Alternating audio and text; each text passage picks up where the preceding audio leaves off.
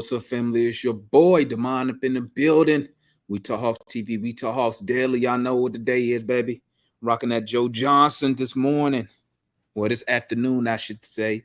I'm a little late with today's show, man. I wanted to come on a little earlier, but hey, I gotta work, man. Work had to get done.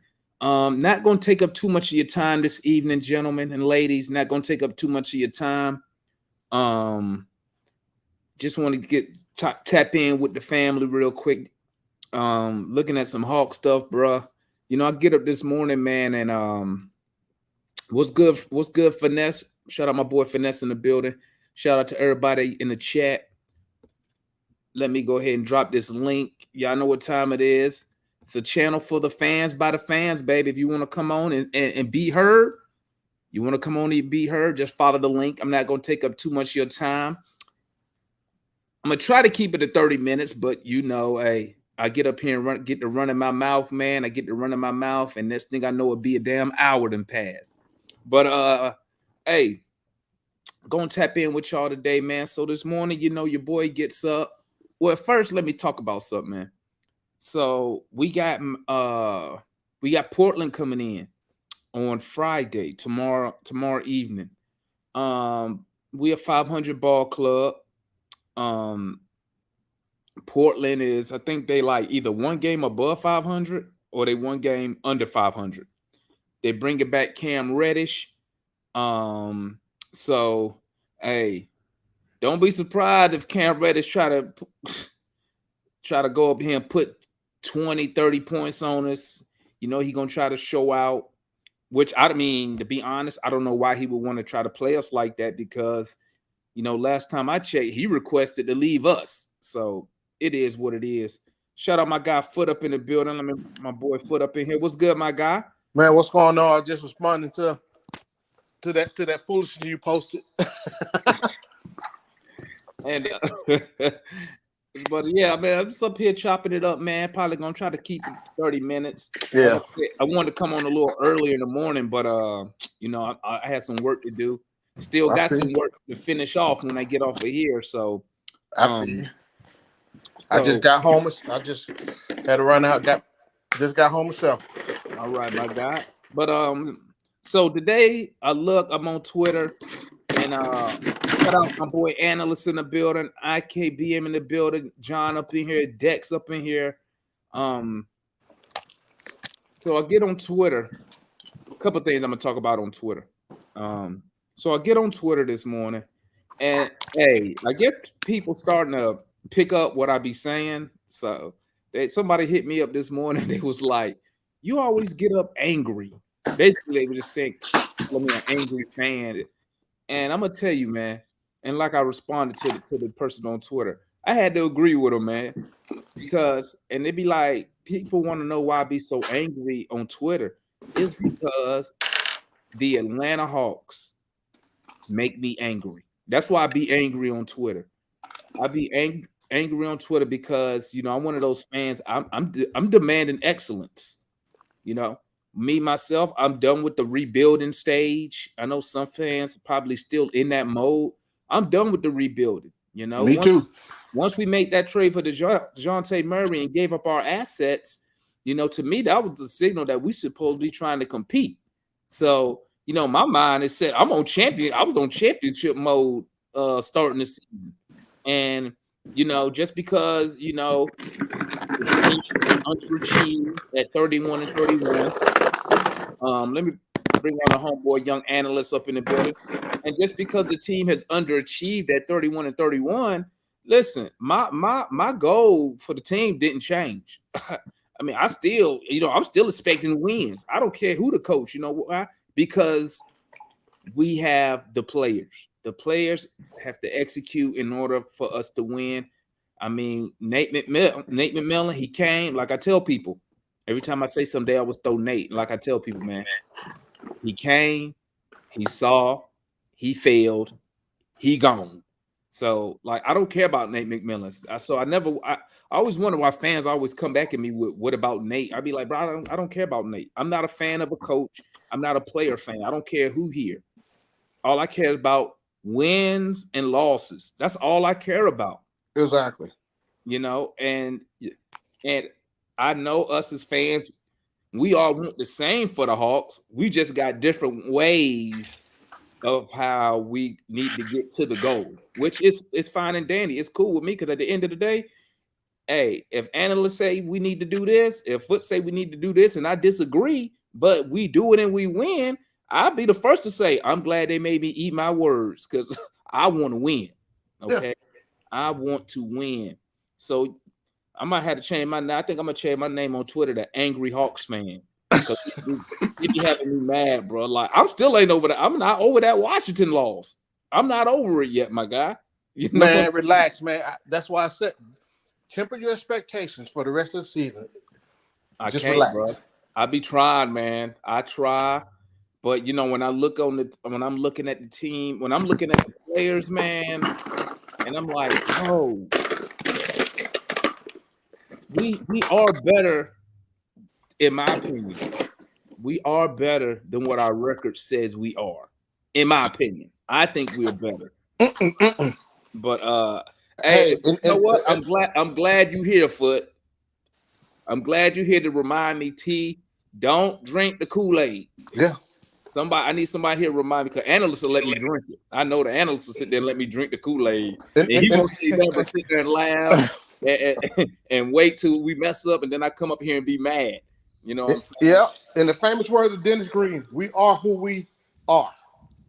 I mean, you can't argue that. That's a fact. The record said we 31-31. I mean, it is what it is. Shout out to the boy ATL Kool-Aid drinkers in the building, Sports and Society up in the building.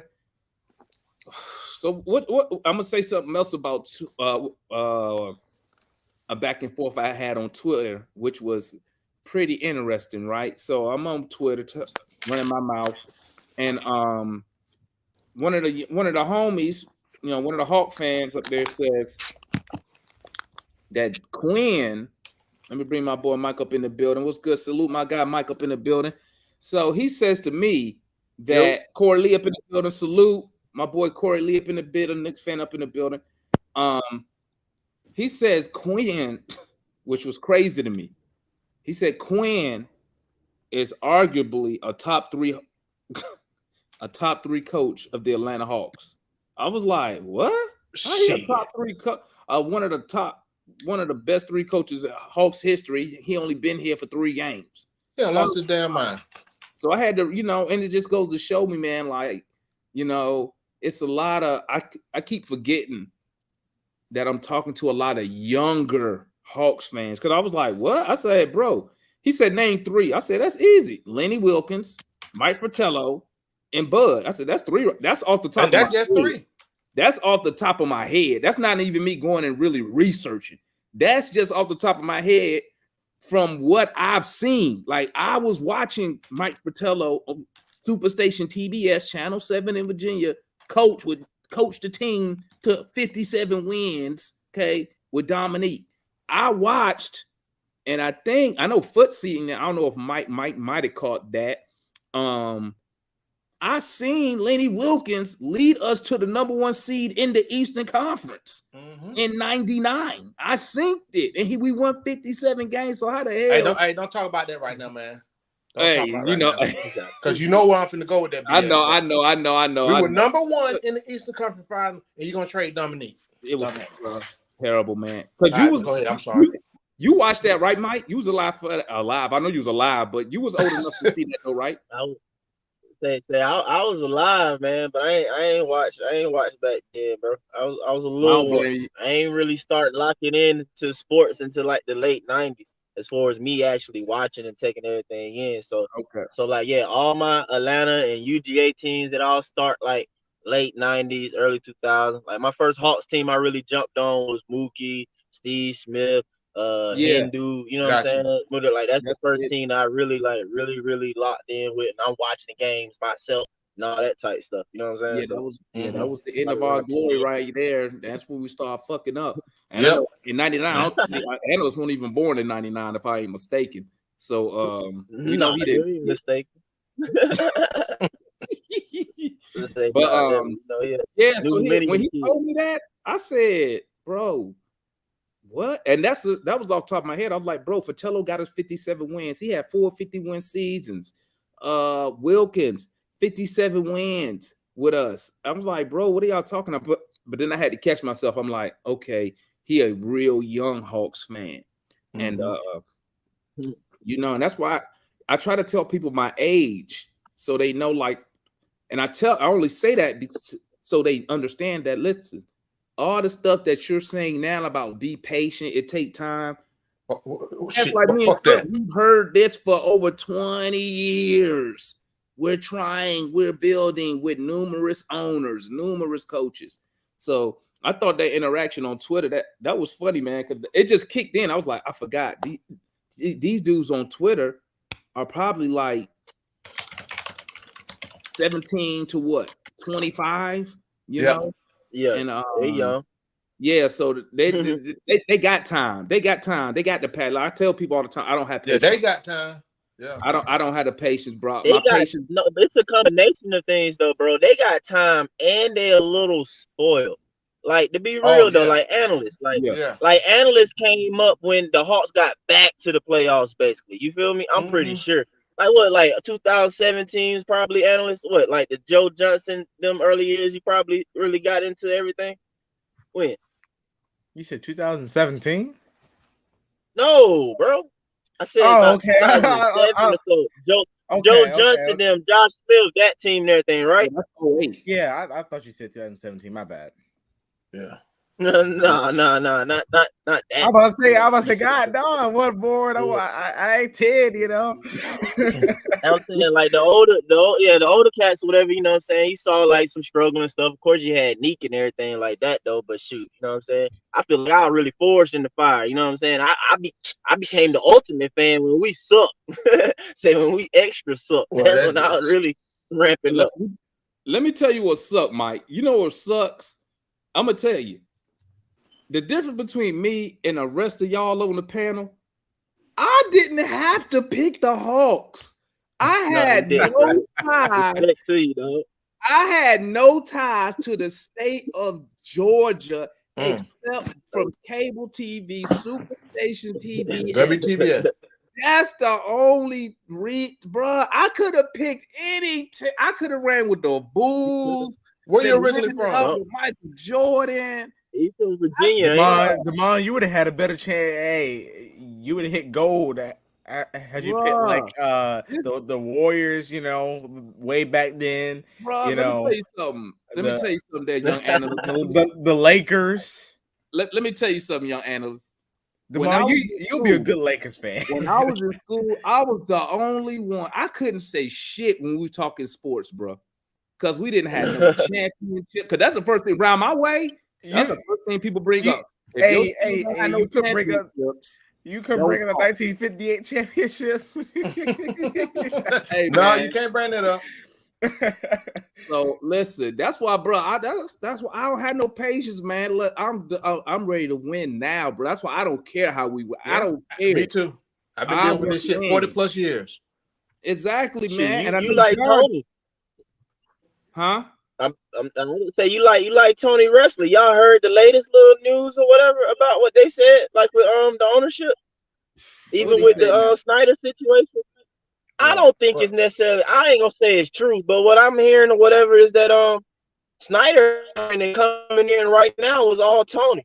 They say it was Kyle in a sense that kind of pitched it about him, and Landry ain't really the one who went and chose per se Quinn Snyder. It was Kyle and the ownership and Tony them because they trying to salvage this season. They not trying to throw it away because they got Murray to quote unquote win now. Tony been this way since the conference finals run. When other people probably saying we prematurely did something, but Tony been on, no, I want to win now. Which is I can kind of accept as an owner because they saying that he really wants to win very soon. And I'm down with that. But he got to be smart about it, though. He got to be wise about it and listen to his basketball people and that he got in position. But, I'm happy we got Snyder, though. It's all good. You know what I'm saying? If that way he wanted in here, like, it's cool. But it just goes back again to me again. I'm like, why is Landry Fields here, man? This man getting a free check. Like seriously, bro. He just like, I guess the number one sacrificial lamb when anything go wrong. They just gonna throw him at the wolves. He only here because he friends with Nick Wrestler, man. But I'm gonna ask John something because I know John. What's up, John? I know John. John can tell us about the 1958 finals we won. Damn. No. Damn. Demond, see, you going after that low-hanging fruit like that. That's beneath you. Matter of fact, that was won a year before I was born, sir. At any rate, and we ain't won since. Yeah. So you shouldn't have been born then. Yeah, I'm sorry. yeah. I could help it. I know it is contagious. Anytime that COVID starts spreading, everybody gets it. Yeah. But at any rate, now, one thing that you guys, I just want to, touch on, and we talking about how we were always playoff first or second round victims in the playoffs, and that was the reason for this team being blown up. And you had Stan Kasten, one of Ted Turner's friends that ran the baseball team and ran the doggone basketball team and ran them both into the ground. And the Braves didn't really start doing anything until Stan Kasten got out the way. Same thing with the Hawks. And Foot, man, I'm telling you talking about y'all were mad when Dominique got traded. Man, see, thing is, Dominique put the Hawks on the map here. Man, I mean, people used to say, well, he don't never pass the ball out. Who was he gonna pass it to? Who was gonna help him? Cliff Levinson couldn't hit the water with a boat. Yeah. I mean, we had no damn shooter. We got Randy Whitman was kind of like a shooter, but mid-ranger. Mike Fratello's third year here, man, is when that ship started to turn. You know what I'm saying? Because we started becoming a powerhouse. The only problem is, and I'm gonna tell you, a lot of our younger fans need to go back and watch, bro. You think the East is tough this year? Man, bro, we was going against Bird in his prime. Okay, we was going against Jordan, bro. We had a path, and I ain't even bringing up. I forgot. I'm not even at like the Pistons was still on. The Pistons was on the up and up. New York had a tough team with Bernard King and some other folks. The Bullets. Yeah, the Bullets was Man, look, the whole Eastern Conference, Milwaukee, Washington, Chicago, Cleveland, especially Cleveland with Brad Daugherty and Mark Price. Larry Nance, Mark Price. Larry Nance, man. And man, I mean, the whole East, when you came out of the East, and it used to always be Boston, it used to always be Boston. Yeah. When you came out of that East, you just went through a meat grinder. And see, you remember Boston had a home field advantage that nobody else in the East had. Nobody. They were still playing in a barn. No air conditioning in May and June. So you had 15,000 stinking, well, I'm not going to say it. You had 15,000 folk in the stand smelling, and then you and the rest of your team was smelling. And man, I believe, didn't Kareem say he lost 15 pounds every game because he used to cut the heat up in the locker room? Bro, man, I mean, it was some dirty, low down. Hey, John, and don't forget that back then they had the fans right up on. Yes, sir. They were on the floor. They just about on the floor. They was out there, bro. Like you was gonna hear them fans talk that trash, bro.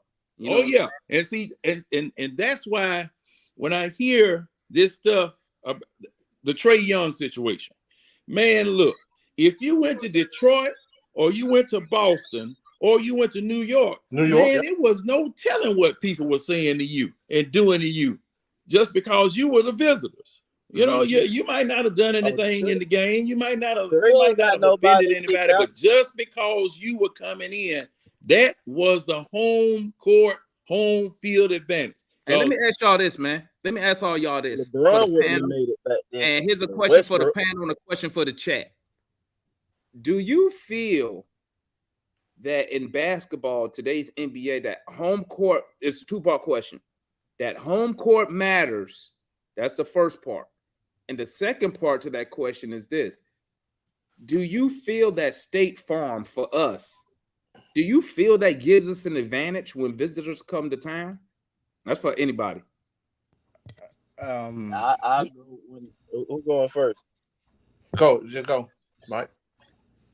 All right. Well, shoot. For me, I mean, I say yes and yes. I mean, it's not as simple as that. You know what I'm saying? It Yeah. depends on the matchups and the situation of Mhm. when State Farm Arena, Phillips Arena, whatever it is, Atlanta. I'm just gonna say it, period, where it can truly be home field, home court advantage or whatever, and then shaking this and that. Because again, go you remember that we bring up when Allen kind of came, you know what I'm saying, or whatever, some of that era. Joe Johnson them that first time against the playoffs against Boston and stuff like that. You feel me? Yeah, it was People turned up, talk bad man. about Atlanta at like we wouldn't show up, but that was on a home court advantage to take the number one seed to 7 games and you winning every game at home. And years later, KG can say that was one of the most, you know what I'm saying, the best experience that he had, like playing ball, you know what I'm saying, or whatever. That lets you know. Shoot, even right now, we're like what? The commissioner just the last game, it was how many games in a row, Demond, that we sold out or whatever? 27. That's not that's what I'm saying. Like that letting you know there too, people are coming into the building that is something there. I mean, these boys get back into the playoffs or whatever. As long as it, like I said, it depends. If people feel like, bro, this junk ain't no hope no matter what, then no. But if people feel like, you know what I'm saying, a little bit like, man, we're gonna go on this thing, we gonna, you know, the team gonna fight, we'll see, they'll be behind them. You know what I'm saying? They'll be Yeah. behind them. I feel like overall, home court advantage and stuff like that, it does play a part. It does. And I think that it still is important in basketball. But if you got a veteran team and an experienced team, it's not as important. You should be able to still go on the road, steal you a game, you know what I'm saying, with the hoop. But when you're dealing with inexperienced teams and stuff like that, yeah, I mean, it's very important, you know what I'm saying? But I think to say our team right now, number one, we ain't going to have that choice, period. You know what I'm saying? But I think that they, you know what I'm saying, they have that experience where they can go on the road and, you know, pull something out in home court, not as important for us. Anybody else That's on my that take. topic? Yeah, yeah. Hey, Demond, number one, welcome to. Thank y'all for welcoming me out here. And you know what I'm saying. Now I'm gonna answer that question real quick. Go Yes, ahead. home court advantage is very important. You know what I'm saying. Not only for your, not only for the actual basketball team, but for your fans and your home base. You know what I'm saying, to get that support out there. Because we saw that when we came down here to play y'all. You understand what I'm saying? 2 years ago. And also too. But now, with that said, you know what I'm saying? It's very important because the players waking up at your home in your own bed, you always feel good. You know what I'm saying? The gym feels the same, everything feels the same. You don't feel as much pressure. You know what I'm saying? And you can also, you know, and then go on the road and steal a game like this young man said to piggyback on him. You know what I'm saying? But you know what I'm saying? I can remember your Hawks going up against Larry Bird and watching Dominique do him by himself. He did the Boston team by himself. Dominique Wilkins is the most underrated superstar in the NBA, and he was done dirty by not being one of the 50th greatest players. And when they put Scottie Pippen over him, that was a slap in the face. I was disgusted, and I'm not even a Hawks fan, but I do appreciate good players, and I do appreciate good basketball players. Scottie Pippen was a great player in itself, but he played a role on a great team. You understand what I'm saying? With a great player. With one of the greatest players, if not the greatest players of all time. Facts. You know what I'm saying? So, you know, that's why I really wanted to jump in on y'all. You know what I'm saying? I just want to come in and shout y'all out, tell y'all big ups. You know what I'm saying? I like the Quinn Snyder move. You know what I'm saying? You know what I'm saying? Y'all got, unfortunately, you sound like Freezy Demond when you said, man, I've been waiting for how long? For this long? You know what I'm saying? Hey, man, hey. I've been waiting forever. Hey, Corey, I'm telling you, hey, John and Foot right there with me, dog. Like, bro, I understand. No, I feel you, but I ain't no chicken. I ain't no spring chicken. The last time they won, I was an arm baby. The Knicks, that is. You know what I'm saying? I was a year old. Barely a year old. You understand what I'm saying? Yeah, you know what I'm saying? I'm 50 years old, but I developed over the years. You know what I'm saying? I done seen Pat come and go. I done seen Melo come. I done seen Spree and Houston do their thing. You know what I'm saying? It's a process, man, and it's all about ownership and what they decide to do with your GM. Now, you know what though? But what's hilarious about what you just said is we was the number one seed in the East, bro. When y'all went to the finals. Hey man, I got PTSD because of that shit. They had the Knicks knocked us off, bro. Mm-hmm. We had won 57 games. We was the number one seed. And then them fools traded Neat. We going to the playoffs with Danny Manning, and the Knicks knocked us off. I think it was in 5 games, I want to say, if I remember correctly. Yeah, because it was only 5 games. They only went 5. You talking about that team when y'all had was it Mutombo, Steve Smith, Mookie Blaylock, and Danny Manning. Yeah, we was coached with we was coached by Lenny Wilkins. And that was his last hoorah. Yep. Yeah. Mm-hmm. I just saw the podcast. Dominique came on what's the name of them podcast, said that issue was about money. Oh, well, anyway, let me tell you something. It's always about money. Salute my guy Freezy up in the building. What's good, my G? My man, talk them up, fellas. Hey man, Corey Lee said I sound like you, man. Wait for us to win. Yeah, man. But hold on a second. Like I told Mike, the difference between me and everybody up here is I didn't even have to pick the Hawk, bro. That shit blow my mind when I think about it. I done wasted 35 years, man. You let Ted Turner brainwash you, man. You let Ted Turner brainwash. Yeah. Dominique brainwashed me, man. I was like, Neek on fire. Neek was the second best player in the league, man. Hey, I'm gonna tell you something, man. Hey, when I was out in public, hey, I was telling everybody, I said Neek better than Jordan when I'm in public. But then when I be in private, I'd be like, God dang, I wish we had Michael Jordan. Shit. Yeah. Man, hey, you know what? Not to cut you, but first of all, hello to everybody. You know what I'm saying? Good day to everyone. What's up? Everyone's having a great day. My man Corey Lee is in the building. That's my ace right there. But yeah, man, in public and private, man, you know, as a dude that's been watching the NBA since like 73, 74, and one that's been a Knicks fan since like, 75, 76.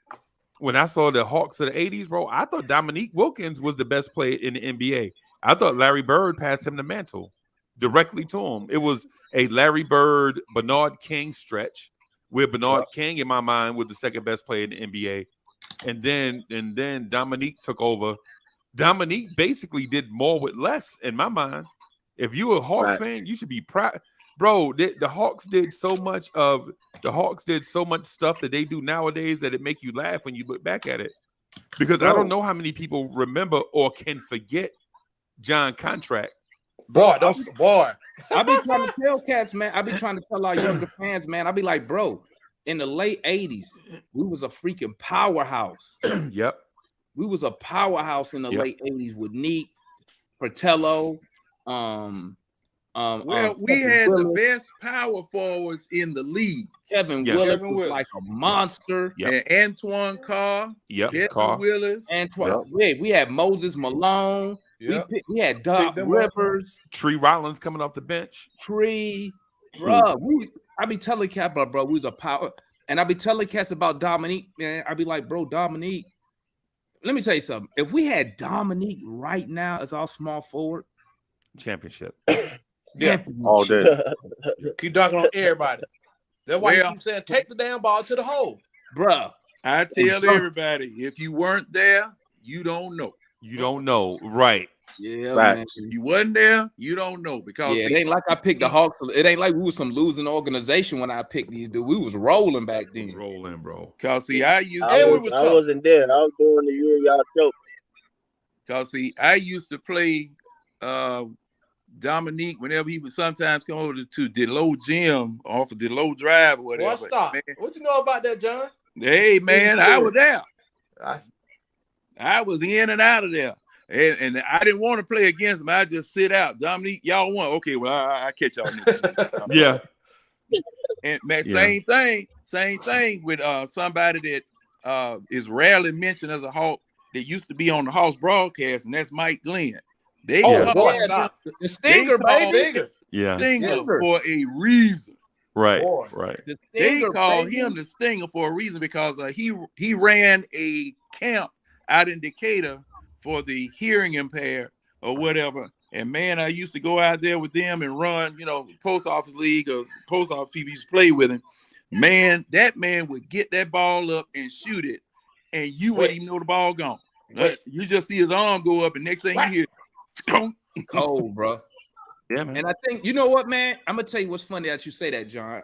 You know what? I think a lot of our Hawks fans, our younger fans, like, I think some of them, they need to go back and really watch the old Atlanta Hawks so they could understand, like, bro, we was this organization before Trae Young, because a lot of them, that's all they know.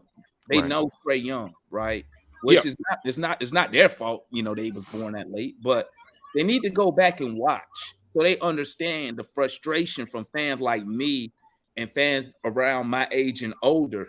Why, when people tell us be patient or hey, we got to give them time, bro. We've been giving this organization time, okay? Numerous different owners, okay? Players come and go. See, that's why I'm not a fan of. That's why I'm not player fans no more.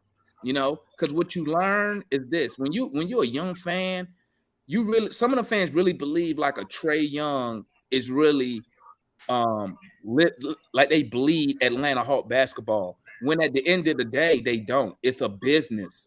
And I have no problem with that. I understand the game. I understand what goes on. I have no problem with that. But my thing is this. One thing that I have learned about Atlanta Hawk fans is a lot of them don't know the history of the Hawks. So like when Buddy told me today that Quinn is arguably a top 3 coach of the Atlanta Hawks of all time. I think I know who said that too. Huh? I said, I think I know who said that too. I was like, what? What? This dude been here for 3 games. How he, bro? And that let me know. But see, that's worse, Devon. That's worse than not knowing history. That's just stupidity. That's stupid, yeah. That's just stupidity. How in the world a man don't even know what a bathroom at in the arena is going to be one of the top 3 Hawks coaches? Man, y'all got to be kidding, man. Bro, that's what I be dealing with, man. That's what people be saying. That's what I try to give him a pass and say, okay, he's a young fan. But listen, when I look at people like Celtics fans, when you look at Laker Nation, though they passed that down from generation, and probably y'all could probably attest to that too. Knicks fans, yeah, man. Down from generation to generation. Yep. So like even with younger fans, younger Laker fans, they know who James Worthy is. Yeah. They know who Michael Cooper is. Them Celtics fans, they know Bird, they know Dennis Johnson, they know Bob Cousy. You know what I'm saying? Hey, Demond. He had brought up Bernard King. Yep. Bro, I'm not even a fan of these teams, and I know these players. Exactly. You see where I'm going with this? But when it comes to Hawk fans, guess what? Half of them don't know nothing before Trae Young, and then you could take off a majority of them because they don't know nothing before Joe Johnson, right? But then they don't know nothing about basketball too. Add that to it. But then I ask you this. Where is our older fan base at to say, hey guys? Let me say it like this. I'm gonna ask y'all this, especially like for foot. I tell you, Demond. I know. I'm a young dude from Atlanta, Demond. I got you. Your old heads, you know where they at. I tell you, bro, they still in Atlanta, pissed off that the Hawks traded Dominique, bro. Like I heard so many owners say they don't mess with the team no more because of that. Like I'm telling you, bro, growing up, man, everybody, I'm telling you, too many, dog. That just like, man, you know what, man, F them, bro. Like they really don't be fully into it like that. I mean, they be in and fraudulent. out, but They fraudulent anyway, bro. Cat says bitter about stuff that happened when they was 4 years old. You don't want them around no way. Well, if you bitter about stuff that happened when you was 5, you ain't want them around. But I'm gonna say this. You gotta tell me a situation like that though. I wasn't really in it like that though, but like, what the position we was in number 1, right? That's what y'all say, right? Well, that's what it is. That's look, number hey, 1 Mike, in the East. Mike, this is the thing. We were us and Houston that year. Yep. Were the only 2 teams that could beat each other. We were beating everybody in the freaking league. Wins. And we did. We beat you. We had already beat Houston. Nick was like Jordan. That's like trading Jordan then at number 1, bro. When you number 1 in the East and you trade away your Jordan, like that is wild though, bro. It's not that easy though. Now, and I'm gonna tell y'all something about that too. Stan Kasten, he came on 680 The Fan as a Atlanta executive, whatever. They gave him a show because he was president of the Braves, president of the Hawks.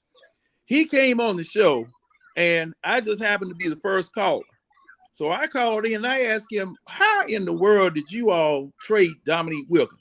Well, Dominique was getting old and he was doing that. And I just started cussing, and I don't know whether they kept it or not because I cussed him for about 15 minutes. He was trying to say that Dominique was over the hill. He was trying to say that Dominique couldn't score when he had gone to Greece and helped them win a championship, came back to San Antonio, and David Robinson had gotten hurt, and he was leading the team in scoring down in San Antonio. So, I mean, the whole narrative and stuff was that Dominique was getting too old. And the thing was, him, Pete Babcock, and Lenny Wilkins were responsible for Dominique getting traded because you remember Lenny Wilkins traded Ron Harper when Ron Harper was the only person that could check Jordan straight up. Yeah, right. Okay? Yeah, him and Wayne Embry. You remember? Wayne Embry. Also remember this, John. Dominique was the first player to come back in the NBA from a torn Achilles. Yeah, that's right. He was having a career year. Yeah, that's why, like when he says that, when Kasten and them say that, that's why I be so angry. He was having a career year, shooting and everything, man. Yeah, and those of you remember when Dominique came back. Let me say something real quick. So the worst part about it,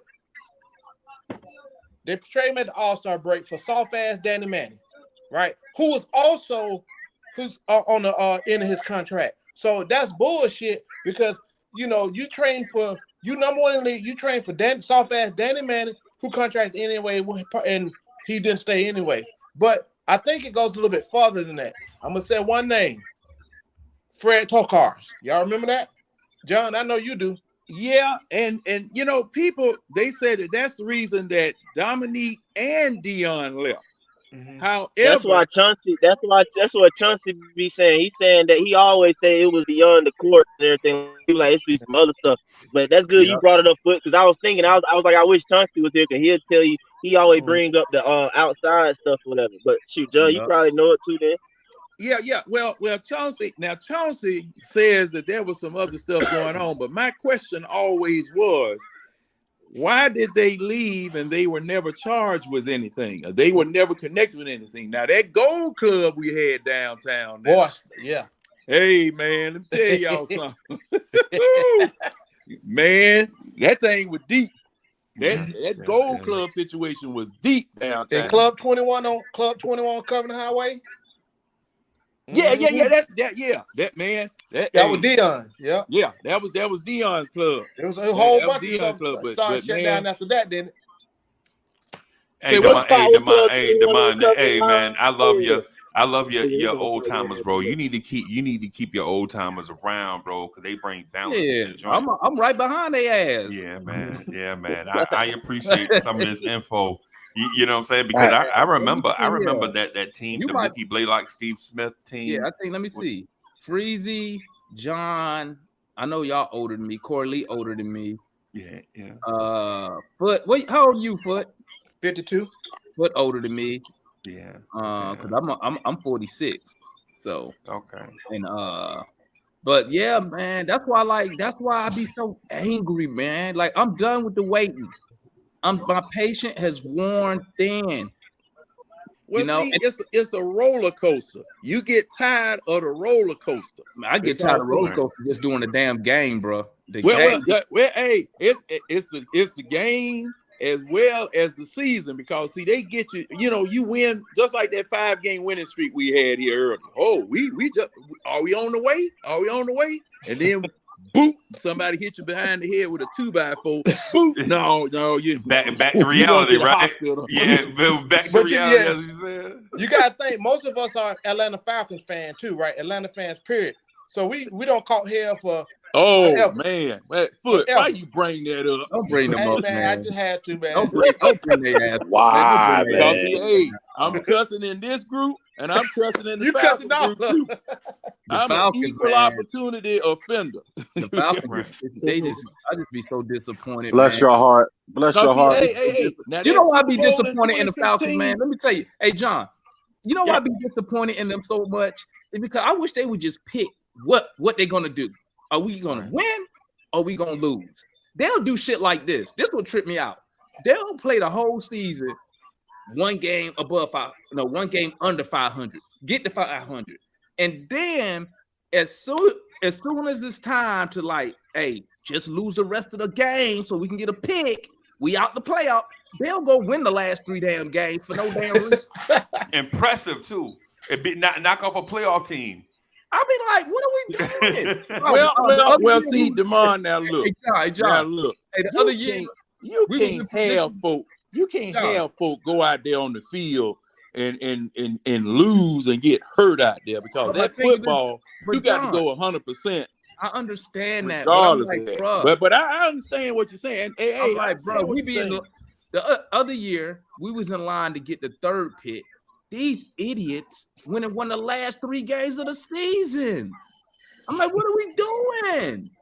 And I don't even want to talk Falcons, bro, because now. Let me say this. Same thing that Mike said about the Hawks fans is the same thing that happened in 2016, where you killing New England. You got Tom Brady sitting on the sideline with his head in his hand. Boy, you just picked the scab after he threw the interception. People planning parties. And see, the thing was, I really was messed up because my mom got sick, and I was in the emergency room, in the lobby with the emergency room. So I can't act like I was acting right here. I got to keep all this bottled in. I'm having to go outside the hospital and cuss in the parking lot, then come back inside. Okay, what's the scope? What are they doing? I mean, man, it was frustrating. I was sick. John, let me tell you something. I know how the Falcons are. So listen, in the first half, at halftime, I'm in my bedroom. I'm talking cash shit to the TV because I said I'm not gonna say shit on Facebook just in case we lose, right? We hit that 4th quarter and something said, T, go live on Facebook. Man, I went live. I'm talking cash to anybody who will tune in. It went from one viewer to 30, back to 5. Bro, I'm talking cash shit. Yeah, fuck, yeah. I get off. I sit down. Bro, I'm just watching. I said, I know this is not happening. Like, I know we're not tricking off the game. Like, what are we doing? And like all that. When we lost, I just could I was just sitting there. Like, yeah, hey man, they killed some people. The Falcons killed some people, man. And that's what I was about to say. Like what Mike was saying about the Hawks. That's what happened with a lot of the older Falcons fans, man, because this was our best shot and we blew. Let me ask you this, Mike. I forgot something that an old man always told me. Hey, Mike, let me ask you this. I'm gonna ask this Mike. On the Falcons, bro. Hey, Mike, this for you. This for you. Nah, don't quit on your team. Hey, Mike, this for you and analysts right now. Because this for both of y'all right now. If the Hawks traded Trae Young, just for whatever reason, right? And we got a good return, would you be mad at the Hawks? Analyst. Go ahead, analyst. Let me hear my young guy. You're saying a good return in my eyes. Yes, whatever the return is, but they traded him because I know you love Trae Young. If they traded him, would you be upset with the organization? Don't dodge the question either. But the return was good. They didn't trade him for no bullshit. So I'm reiterating one more time. It was good in my eyes. In your eyes, it was a good return. Yeah. I wouldn't be.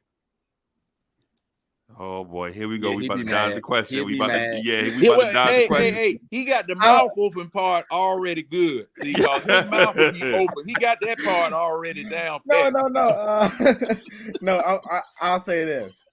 I would not be happy, but I would feel good about the future of the franchise. But Mike, what about you? Would you be mad? I know Mike wouldn't be mad. Nah, I won't be mad, bro. I'd be cool. I mean, talking about you literally said a good haul, bro. Like, yeah, we got a good good return. So I feel like we're a good return, bro. Like, I feel like we'll be straight. We can move. I mean, it sucks. It is what it is, but DeBon, I feel like someone asked you the same question in the past, just with Dominique Wilkins. Bro, now you know my saying. Hey, man. Dominique you already is my know. favorite. Hell no. Dominique Wilkins is my favorite basketball player of all time. Like, I would never trade Dominique Wilkins. I don't, bro. Let me tell you something. I don't care. Dominique, if I was in charge, he would have retired a Hawk. Like, his whole career would have been in Atlanta. I don't care if I got to put him on the bench because he's 35 years old. That 21 gonna be out there. Point blank. Dominique Wilkins. Shut up, my guy. Ticket. What's good, Ticket? Ain't you got it? Ain't you got a baby to feed? I'm in between. Ticket, you gotta pull over, bro. You gotta pull over. No, Ticket internet tripping. I told him get off that cricket mess, man. You're gonna have to pull over. My headphone down. Can y'all hear me?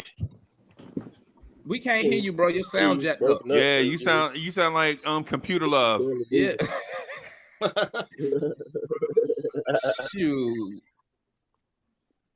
But man, listen, like I said, what's your thoughts on? I always tell you, I survived 13 wins, man. So if I survive 13 wins, bro, I can survive Trae Young getting traded.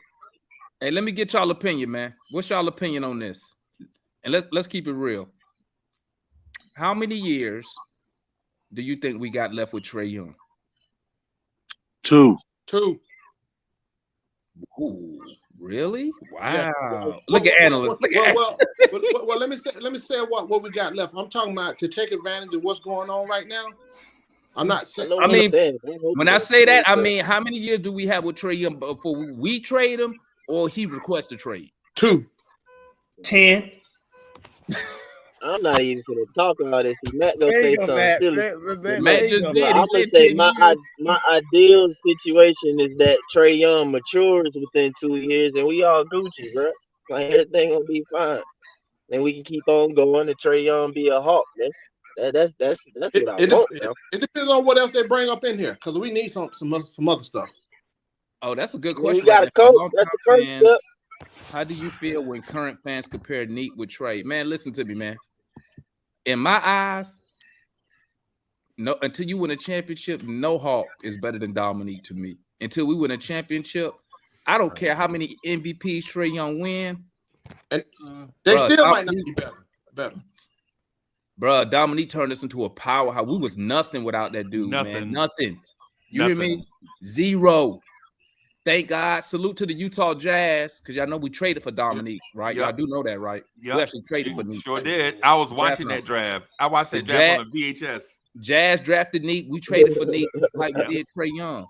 But until somebody win a championship, nobody. I mean, Dominique always gonna be my favorite player. Hey, y'all want to hear something funny though? If that would have changed Dominique's life, Jerry West wanted Neat. Yep, he did. And Bus wanted Worthy. Yup. Facts. Damn, wow. Dominique could have been a Laker, dog. That's crazy. So he was What's good, my guy Yeah, Rail up he in the definitely building? could Shout out put Rail. up We some talk, man. defense. Hey, man. Hey, Rail. Y'all in the same position we are, my guy. And y'all was talking about Kyrie Irving a couple weeks ago. I told y'all that was gonna be mid. Oh Lord, here go Matt. I told you. I told you. Hey, what would this be without Matt, man? What would this be without Matt? Exactly. Hey, Matt, My guy Matt. My guy Matt. Hey, Matt was living it up the other night, man. You couldn't tell Matt nothing the other night, dog. Nothing. He sure is quiet now, isn't he? Hey, listen. He wants Joe to be the coach. I got faith Matt, in we Quinn. 2-0 with Joe. I know. Matt, I got faith in Quinn. Matt, how come Jalen Johnson ain't getting no burn, bro? Why he bench? It's some BS, but that's okay though, cause Quinn got big plans for him in the future. You hear all that stutter? Hey, bro, I ain't even gonna lie, man. I hate that we lost. Let me make that clear. Like, I wanted to win that game 100%. But coming on this show and seeing fans after and what they've been saying, I am a little bit excited because I'm like, y'all finally not looking at the coach and blaming the coach. Y'all finally looking at the players and their decisions and what they're doing on the court. Exactly. Thank God. Again, Nate ain't no whatever you want to call it, technician on offense and nothing like that. I ain't saying he's the greatest coach ever. I'm just saying, bro, them folks dumb that we got on the court. They be doing stupid stuff, and they be doing stupid stuff, bro. Quinn Snyder got first row ticket, bro. He was like, all right, man, yeah, I'm gonna have to do a deep dive in these kids' heads, bro, because I don't know necessarily what they thinking. It's done the clutch right now, man. So I'm happy y'all really like everybody on the show last show, bro. Demond, like everybody was literally truly analyzing the game. Nobody was blaming the coach. And nobody was blaming the coach. But the difference Mike? is, you know what you heard? You know what you heard? That we heard for the first time on the show? Matt had to blame Trae Young. No, I always hold Trae Young accountable. What I'm saying is, I don't. Ain't that what the young kids said? No. I'm saying that I don't go overboard like you and Mike, where I blame him. I blame him for John Collins traveling with the basketball. I don't blame him for stuff like that. I mean, I blame him for getting the team into an offense, which we didn't have until Quinn Snyder just showed up today. He installed some of the offense today. Boy, stop. And we didn't. The high screen and roll is not a damn offense. Okay? No, it's not an offense. You're right. Exactly. So we didn't have an offense. But that what you said earlier. You said a couple days it was. Boy. But when if Quinn running this cool. Yeah, exactly. No. If Quinn running this cool. We didn't run the pick and roll into the ground with Quinn. Watch Thursday. We ain't gonna run. We may run the pick and roll into other stuff. Y'all know. Can y'all hear me now? Yeah, we can. Can y'all hear me better now?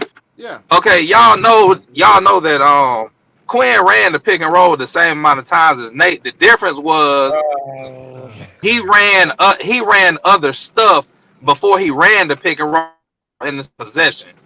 That's what I was talking about, Gerald.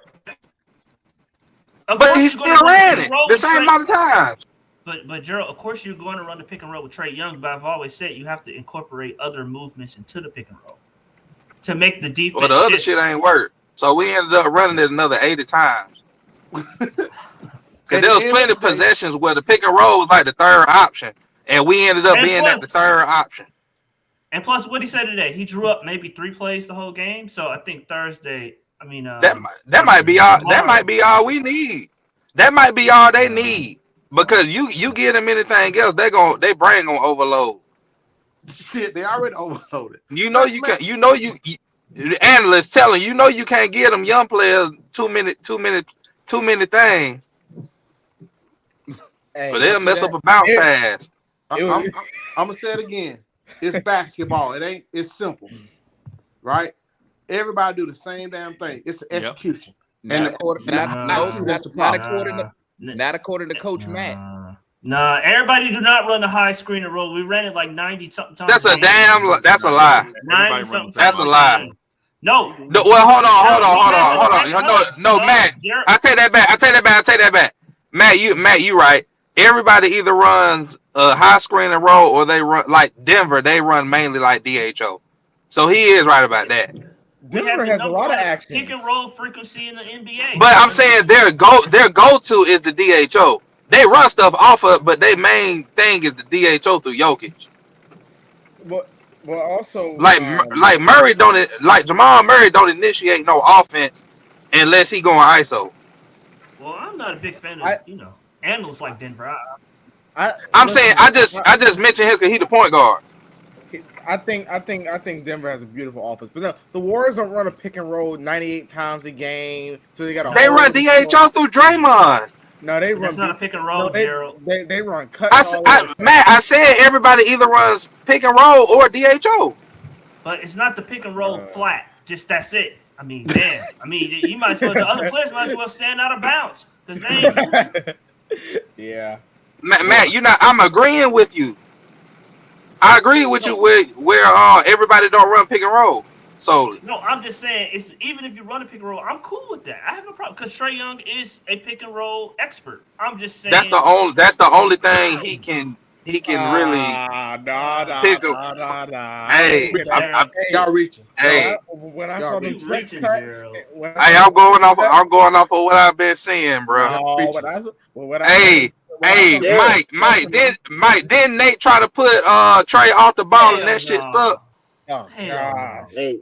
Yeah, he did early in the season, and that shit sucked. I feel you, but I challenge y'all all the time to really look at when Trae gets off, man. Like I challenge you that Trae Young in one-on-one situations, especially when NBA teams are going to guard him with the bigger person or whatever, bro.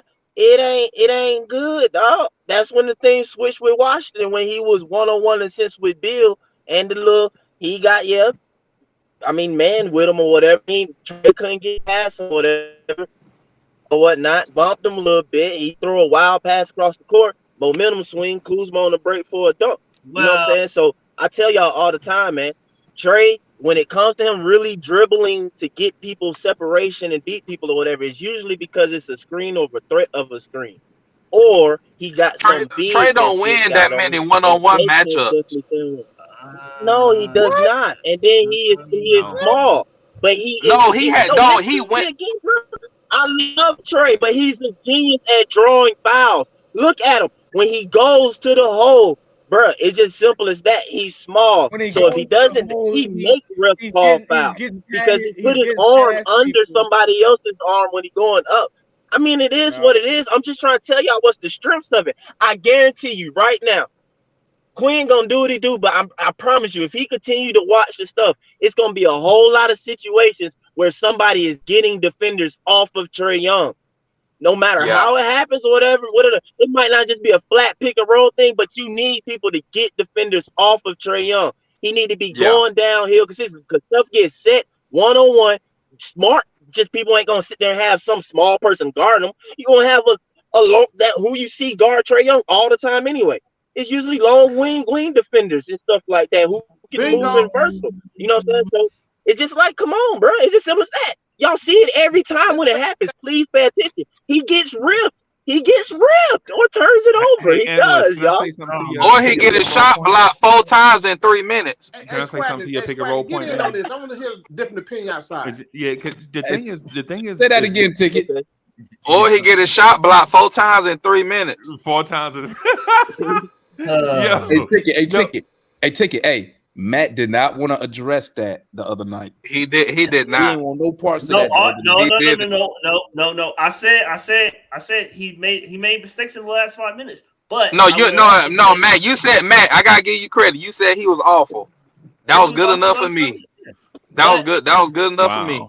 However, every watching the game, I have to also again pull attention towards the fact that go ahead, because he's about to say something about DeJounte Murray. He need to say something. He need to say something about a Kongu too.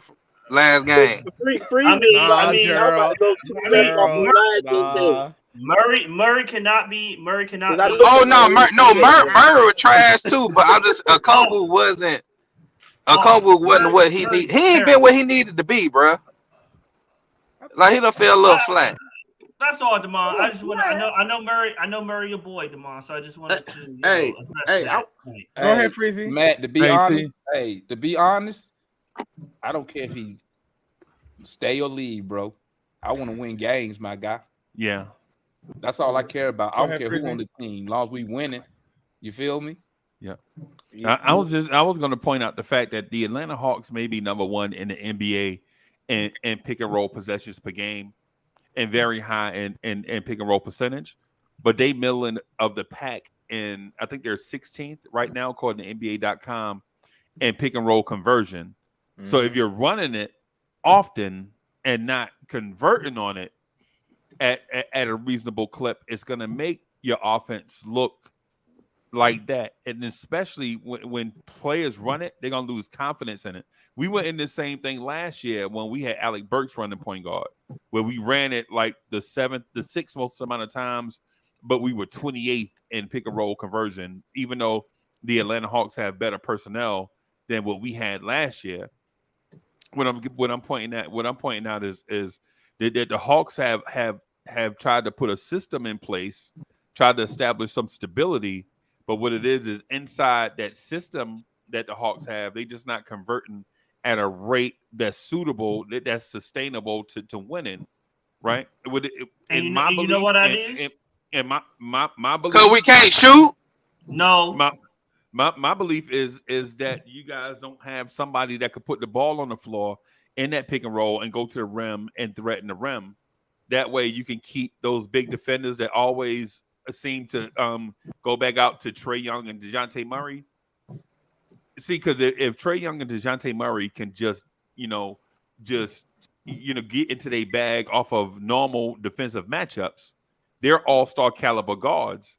But to me, I think and I'm not saying this disrespectfully, but I think there is a wing issue in Atlanta where guys off the wing don't grab the ball, penetrate to the rim. Exactly. The secondary ball handlers, tertiary ball handlers get the ball and then attack the rim off of passes out of the pick and roll. Well, that sound like Hunter. Did I not? Well, I was saying. Hold on. Let him finish. We'll be doing that. We'll be doing that under Quinn now. Tell y'all. We'll be doing that under Quinn now. Attacking the basket. We'll be doing that under. Hey, let him finish. So the point that I was getting at is the points that the Hawks do get at the rim out of the pick and roll from cats like Clint Capella or whoever number 17 is.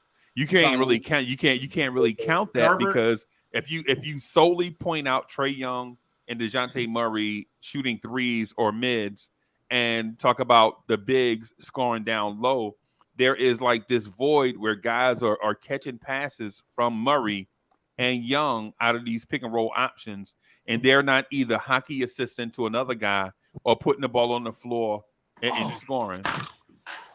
That's what it looked like to me. Well, hold on. So, hold on.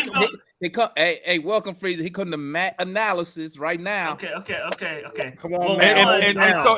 And so, man, I'm merely pointing this out, man. I'm just saying. I watch a lot of Hawks games, but I use the data from NBA.com. I just looked at NBA.com like a few seconds ago to get my data. So it won't seem like I just made something up. I'm using. Don't worry, Freezer, because right. Matt gonna say the NBA data don't matter. Go ahead, Matt. No. I mean, no. You partially right, Demond. The analytics are not relevant for this because in the pick and roll is not going to work. Of course, the pick and roll is not going to work if I give it to Demond and Demond is standing there and seeing it, and there is no other movement. He just standing there almost out of bounds. How many times have Hunter caught the ball on the in the corner and step out of bounds? You know what I'm saying? Well, it's no type of movement. But that ain't got nothing to do with Hunter not driving to the basket, though. What that got to do with that? It's one of those analysts about to disagree with him in his way. This is rare right here. This is rare. This is rare when analysts disagree with Matt. So let's be quiet now. This is rare. No, I don't think that. I'm coming to say that. I was gonna say that DeAndre Hunter. The reasoning behind him failing to attack the basket, which he has to do, The reason he's failing to attack the basket, I hate to say it because I'm sound like a broken record. It was because we had a guy by the name of Nate McMillan on the side. Man, get the fuck out, bro. No. I'm not. No, I'm saying that Hunter is not. He needs to work on his handles, but he's not a prolific driver to the basket. He never was in college. That's not his game. Quinn will have him doing that. You saw it today in practice. Quinn had him attacking the basket. Hold up. You and Matt, y'all just proved exactly what John Collins said the other night. John Collins said, "Let me tell you what you and Matt just said. It's about the role that they play. No. What you and Matt just said was, somebody needs to tell $100 million player to attack the basket. The hell? No. But let me tell you something. Watch this. Hold up. Watch this. I'm gonna show y'all something. And I think I said this up here. I think I said this before, but I'm gonna say it again. When we outside playing pickup basketball, there is no coach. This is not pickup basketball. But listen to me, Anna. Let me finish. Start dribbling. Let me finish. Go ahead. But you know your own strengths and weaknesses. That's so what I just said. know you have, but Damon, if that's not within the role of your team. Let me finish. No, see what you saying is you thought the players need to be spoon fed. What I'm saying is, why should I have to tell Hunter?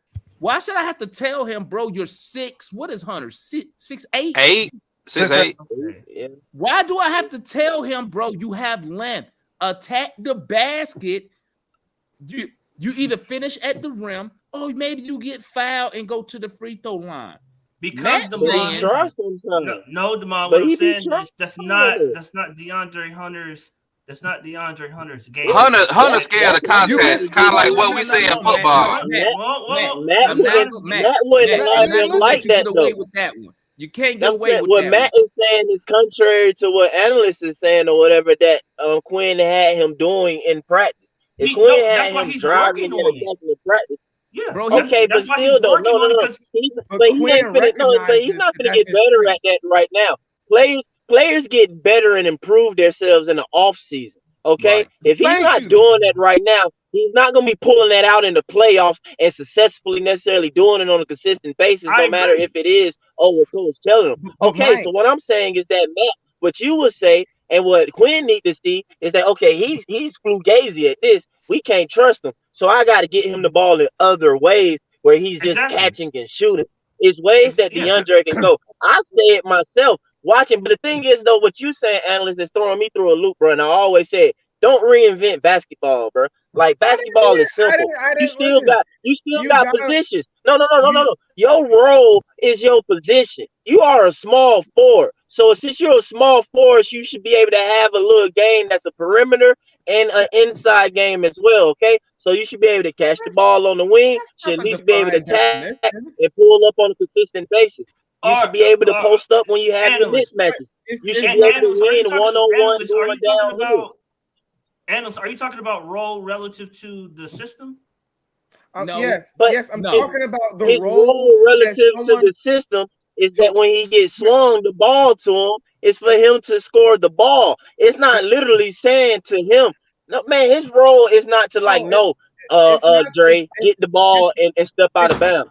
It's not to score the ball. See, this is where Nate messed up. I'm pretty sure that's what he told Bogdanovich. He told Bogdanovich, go out there and score. Pretty sure. That's his job. That's what he does. No, but see, not even just that though. But Bogey is a different person. Nobody has to tell Bogey to go out there and score. Like, why do y'all really look over that? Nobody has to tell Bogey that. That's a Nobody mindset. has to do that. It's not. They want the player to be spoon-fed, bro. They want the player to be spoon-fed. They want this what they want. That's mind-boggling. This what they want, Mike.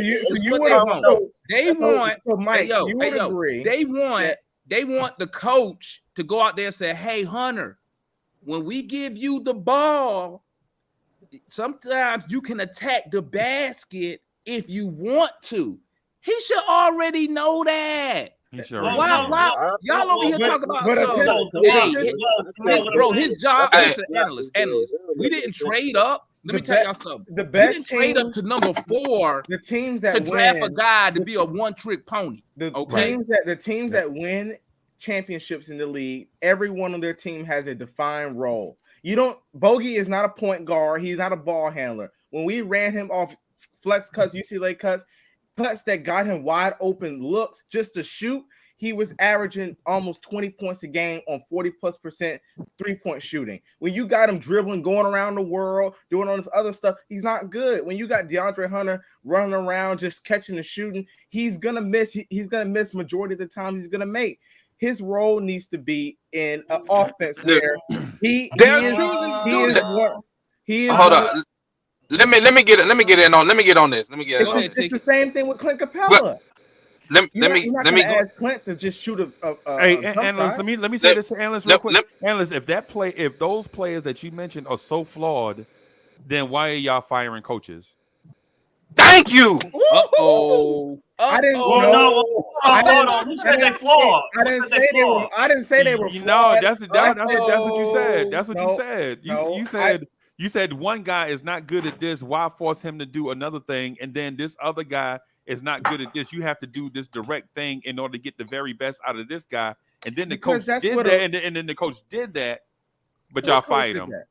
No, Nate never did that. Nate, we had Bogdanovich running at point guard. He's not a point guard. Wait a minute, but who had Bogdanovich doing that though? Who had Bogdanovich doing what? What you just said, Nate McMillan. But you just said Nate didn't have him doing that. No, I said Nate had him running point guard off the bench, trying to initiate the offense. That's not his strength. His strength was not. No. Aaron Holiday was the point guard. Hold up.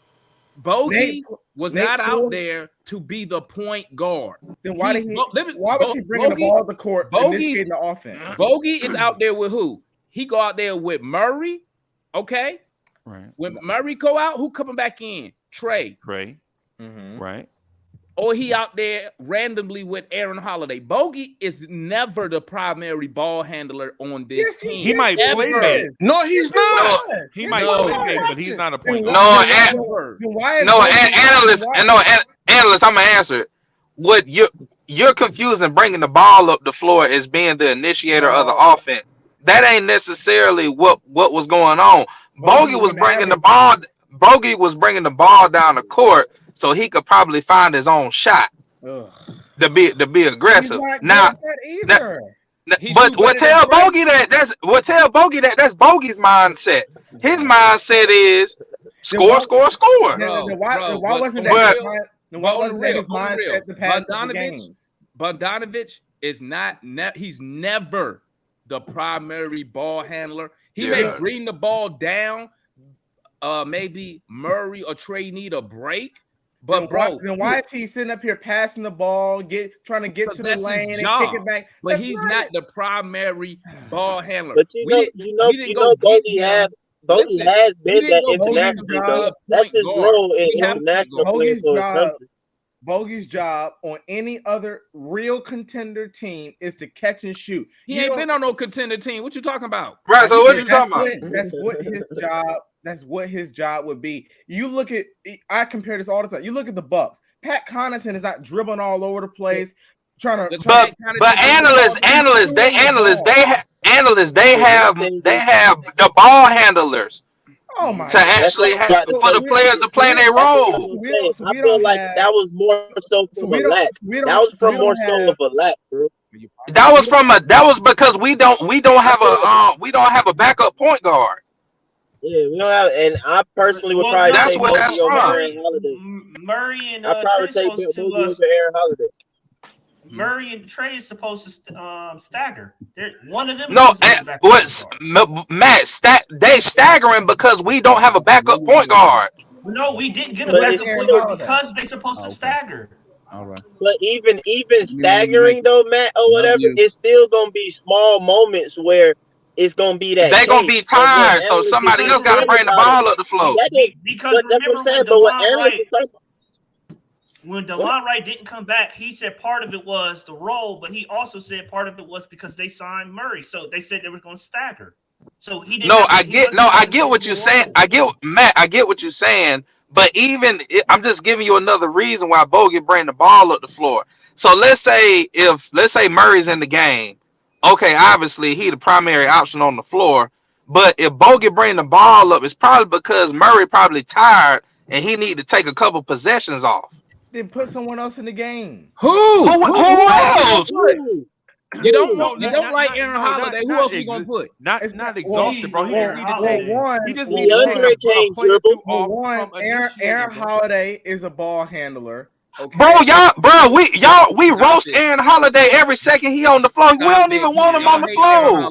Y'all hate Aaron Holiday, so now y'all want to play him. Aaron Holiday is a ball handler. Jalen Johnson is a ball handler. Jalen Johnson's a DNP. So how he gonna play if he a DNP?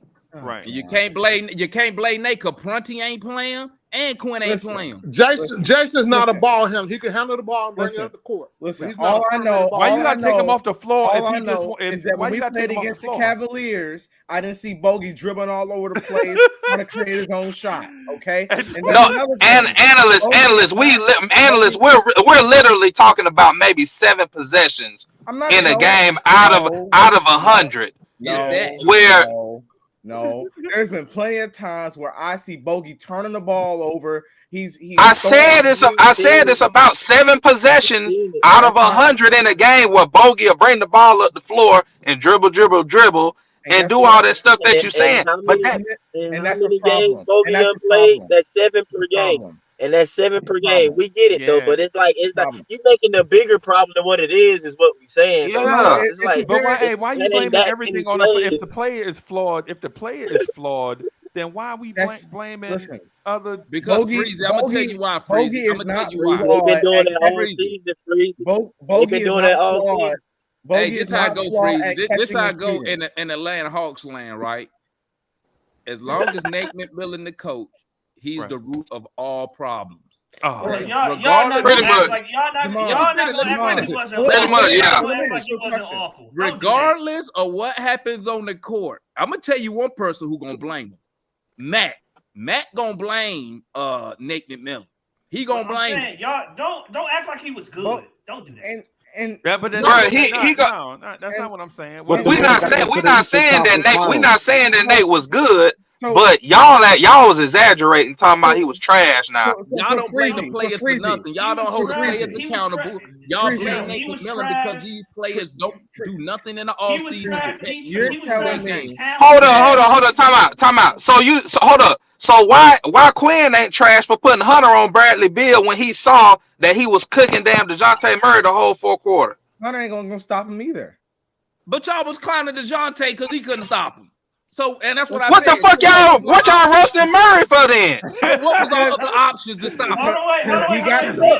He got Lord have mercy. What was our other options to stop Bradley Beal? Murray appealed when Murray got here in this introductory press conference. Matt, we know that, Matt. You know what you're about to say. Matt, we got that. Matt don't want to answer that question, though. That's the thing. Matt, we got that. Answer the question. Why didn't Quinn put the quote unquote best defender on the team on their hottest player? He put hey, hold up. Nate put Hunter on Kawhi. Oh God. And you saw what happened. You sure that wasn't to keep it a buck though? Some nights in the NBA, some offensive players gonna go off regardless of who you put on them. So it don't matter if you put Murray or Hunter on them. Man, I saw Jamal. What's his name? Jim Jackson and what's the name from Kentucky? Jamal Mashburn put up 50 apiece on Scottie Pippen. Does that mean Scottie Pippen a bad defender? No. Exactly. You know what I'm saying? He just got on that one night, man, the dude caught fire and there was nothing you could do. And you know what? Let me pick back on that. And like I tried to say the other night. Bradley Beal. Hold on, man. Bradley Beal y'all act like Bradley Beal not an all NBA player. But y'all act like he never led the NBA in scoring. But hold on. We're not talking about a one night. We're not talking about a one off. Every time Murray is guard is matched up again. Remember, Shai Gilgeous-Alexander was his stepdaddy one night. Then Jamal Murray had him out in daycare the next night. So he was getting constant. But you know what, Matt? You know what? We're gonna look over those games. Let me tell you something. I'll go back look over and I'll pull up that game film, and I'll pull up that game film, and I'll show you our star player running from his defensive assignment. Running. He's scared to switch. He's scared. That ain't his job. That's not his job. No. Hey, Matt, you know what? The Sacramento Kings put up 160 on a team that had Nick Batum, Kawhi Leonard, and Paul George. It is what it is, man. You're talking about one it could nobody guard him. I don't understand why y'all roasting him. I'm talking about pay attention to when the Hawks play against premier guards. Murray get lit up. And Trae nowhere to be found. Did you say? But Matt, did you say guards or premier guards? Every time you say the word premier, and every time you say the term premier in front of a player, that lets you know that player is elite. It's his business.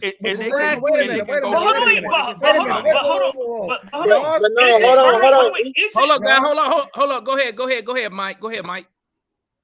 I'm just saying, man, because Matt, bro, like this is YouTube, dog. Like all this is documented. You feel me? Like everything you say, bro, is documented. Okay. You remember this stuff, bro. You'll also say when the team, you justifying the team not being the top defensive, you talk about, oh, you got to get timely stops, the right stops, right? Correct? Okay. But you also, in the same breath, you focusing on DJ getting lit up and you naming players that DJ has literally, and you glossing over times that DJ has literally won games and sealed games for us by playing defense, bro. I did this on one show before, literally named the plays. I'm not even going to go too far. The number one player you said that made him whoop the whoop was Shai, right? Okay, that same game. Did he not get a block to finish the game, to seal it and stuff like that? Crucial moment, timely stop, a premier player. That's all you're going to ask for. He is doing his job, okay? Sorry he didn't do it the other night. We all said it. You know what I'm saying? We see it. That, okay, he didn't get the stop. Probably within his mentality, it's probably hard to tell him, get off of him, and I'm going to put DeAndre on him. He probably talked to him, I got him. And then, damn, I messed up. My bad, y'all. Yeah, you owe us one, DJ. But that happens at times, too. But the thing is, though, bro, like, that you can't sit here and just, like, purposely gloss over dude plays when he do make them, dog. Because that's what you're doing right now. You're, like, literally just dismissing and glossing over it to try and make it seem like, bro, ain't what you want him to do. Mike, what I'm saying y'all said that we don't need Trae Young to be his lockdown defender. And I've been watching this dude. No, Matt said that. Ain't none of us say that. No. Y'all said so y'all said y'all want Trae Young to be a lockdown defender then. No, we said we want to give effort. I want him to be a better defender. Okay, so that's what I'm saying. I said y'all said y'all didn't need him to be a lockdown defender. That's what I said. Hold on, analyst. Hold up. Context matters. The only reason we saying that is because we know he can't be a lockdown defender. So we trying to be nice. Okay, fine. So because he can't do it. He's so scary when he on the court, he running.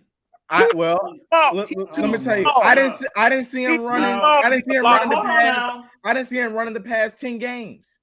Why not? I could go back the last game and show you when they tried to get the switch on Bill, and he was like, I don't want no parts of that. Go back and look. Matter of fact, if you go look, you won't go back and look at the Trae, they got the switch. Listen, they got the switch. Ryan comment, man. Okay, let me say this real quick. Bill, they got the switch with Bill on Trae, and Trae just did a Olay, bro, because he was hoping and praying for some help to come. So, bro, listen. Olay, he Olayed it. Because he looking and hoping and praying for some help. But Damon, all I'm saying is Trae Young has a specific job.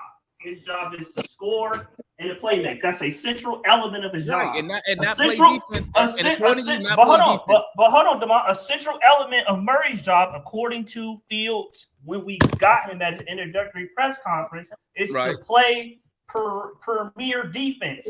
So I can't say he's done that just because you're going up against another he talented hasn't. guard, he's absolved Not from playing consistently. defense. Bro, you let me tell you something, man. Name me a player that Cook Murray who ain't an all NBA player or close to it. That's a good question. SGA just bought an all NBA player.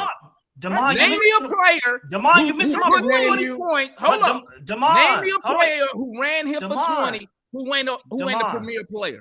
But Damon, what I'm saying is we got him to be a premier defender. We didn't get him to play defense against mid players. You remember Spencer Dinwiddie? Matt, guess who else we got who could have chipped in? Hunter, where he was at. Spencer But Dinwiddie. what I'm saying is we got. What I'm saying is we didn't get Murray to play defense on the likes of mid-tier players. We got him specifically to play against the premier players. Bruh, let's be honest here. Those dudes didn't run Murray for all them points by themselves. Murray didn't guard it. Murray wasn't the only one on him. Because like I showed you, Trae Young was on Bill, and he just let him go to the hole and score. So that's 2 right there. No, I saw a play where Trae Young took him, and he was in the lane, he put his chest on him, and Bill bricked. Say that again, Matt. What'd he do? He stripped Bill once in the game. So just like Mike said, where's the credit when Murray get the game-winning steal? Okay, it ain't none, bro. Exactly. Guess what? Mike and Devon, I'm gonna flip it on y'all and say y'all never give credit when Trae Young plays defense. I give credit. No. I get credit. I ain't never heard Trae Young. I'm not saying Murray has not won his games because of his defense. What I'm saying is y'all grade Trae on a curve for everything he does. He get a $2 million curve. If the dude come out on the court with some creased shoes, he's gonna get demerits from y'all. He's gonna get criticism from y'all. No, I'm just saying y'all overlook. I get on Trae when he shoot bad and take a bunch of shots, okay, like he did the other night in the fourth quarter, and he single-handedly tricked off that game in the fourth quarter, them last 4 possessions. Say he did. I said that. That's when I get on. But let me tell you something, though, man. It's more than that, though, Damon. When you sign that Matt's contract, when you sign that deal, what's the saying? Much is given, much is expected. Am I right or wrong here? Am I right or wrong? 200 million. 200, bro. Listen, we paying the guy 200 million. He can't even make the All-Star game, bro. But you wait a minute. All-Star game is a perfect player, and I'm saying a perfect player. He's not. No one's a perfect player. Exactly. So why you over here trying to hold Murray to a standard you don't even hold Trae Young to, and he the damn star? Hey, let me. I can shut this whole thing with Murray and Trae defense down real quick, right? So, what did I say the other night? Our team defense is trash. The switching, the talking, and stuff like that. That's the issue. So people get switched out, they lose their man, they're not communicating. So that don't fall on one player. That's whole team defense. So no, I'm saying that if we're going if Trae's graded on a specific curve, well, one part of it also is because it's the reason you're right. It's the reason he got that 200 million. It's the reason why Murray will never qualify for the 200 million. They're on different levels. So I'm saying I expect more out of Murray because he's not as good as Trae. That's backwards, my guy. That's backwards. No. So you expect less, not more, giving the max money to. You expect more from a dude. I shouldn't say more. I should say I'm looking at all the categories for Murray because he's not as good as Trae. So he has to do this well, that well. He has to do it all these points extremely well to earn the money. As where it's Trae. All right, Matt, time out, bro. I'm sorry, bro, but you hating, dog. But Matt's so smart, he dumb. DJ is top 10 in steals. Okay, he top 10 in steals and he top 10 in defensive rating, bro. Like seriously, dog. Like stop doing that, man. So he's still doing it. The only thing he came down a little bit. But the reason why he's came down a little bit is because I told you, bro. We play small. What Ryan said, ideally, he shouldn't really be at the 2. Guarding these wing players. If we doing to him what we do to DeAndre, making him guard power forwards and stuff like that. If he literally played point guard, bro, his defense be way better. And I will argue that he would score more points if he played point guard and controlled it. Because when Trae doesn't play and he's that person, like he did against Portland or whatever, he go get the buckets and let his game continue to progress. Now, I'm not finna get into that. They got to figure out how to play together. But, bro, you can't keep hating on this man. He's doing his part. He's playing defense. The numbers are there. I'm not hating on him. Yes, you are, because like Damon said, bro, you can't even give him credit for when he's won games, bro. He's literally won games for us with the defensive play. And he's also lost games too. Lost games too. Well, you gonna win some and you gonna lose some, man. You not gonna win there. Hey, Trae damn showed up. Trae lost the last game. Yeah, he did. And won multiple. I'm not saying. Oh, he got one game winner this year. What you talking about? No, I do give Murray credit, but what I'm saying is, how many game winners Murray got? All I'm saying is, hold on, he got two. He got two on the defensive end. He got the stuff that sealed the game.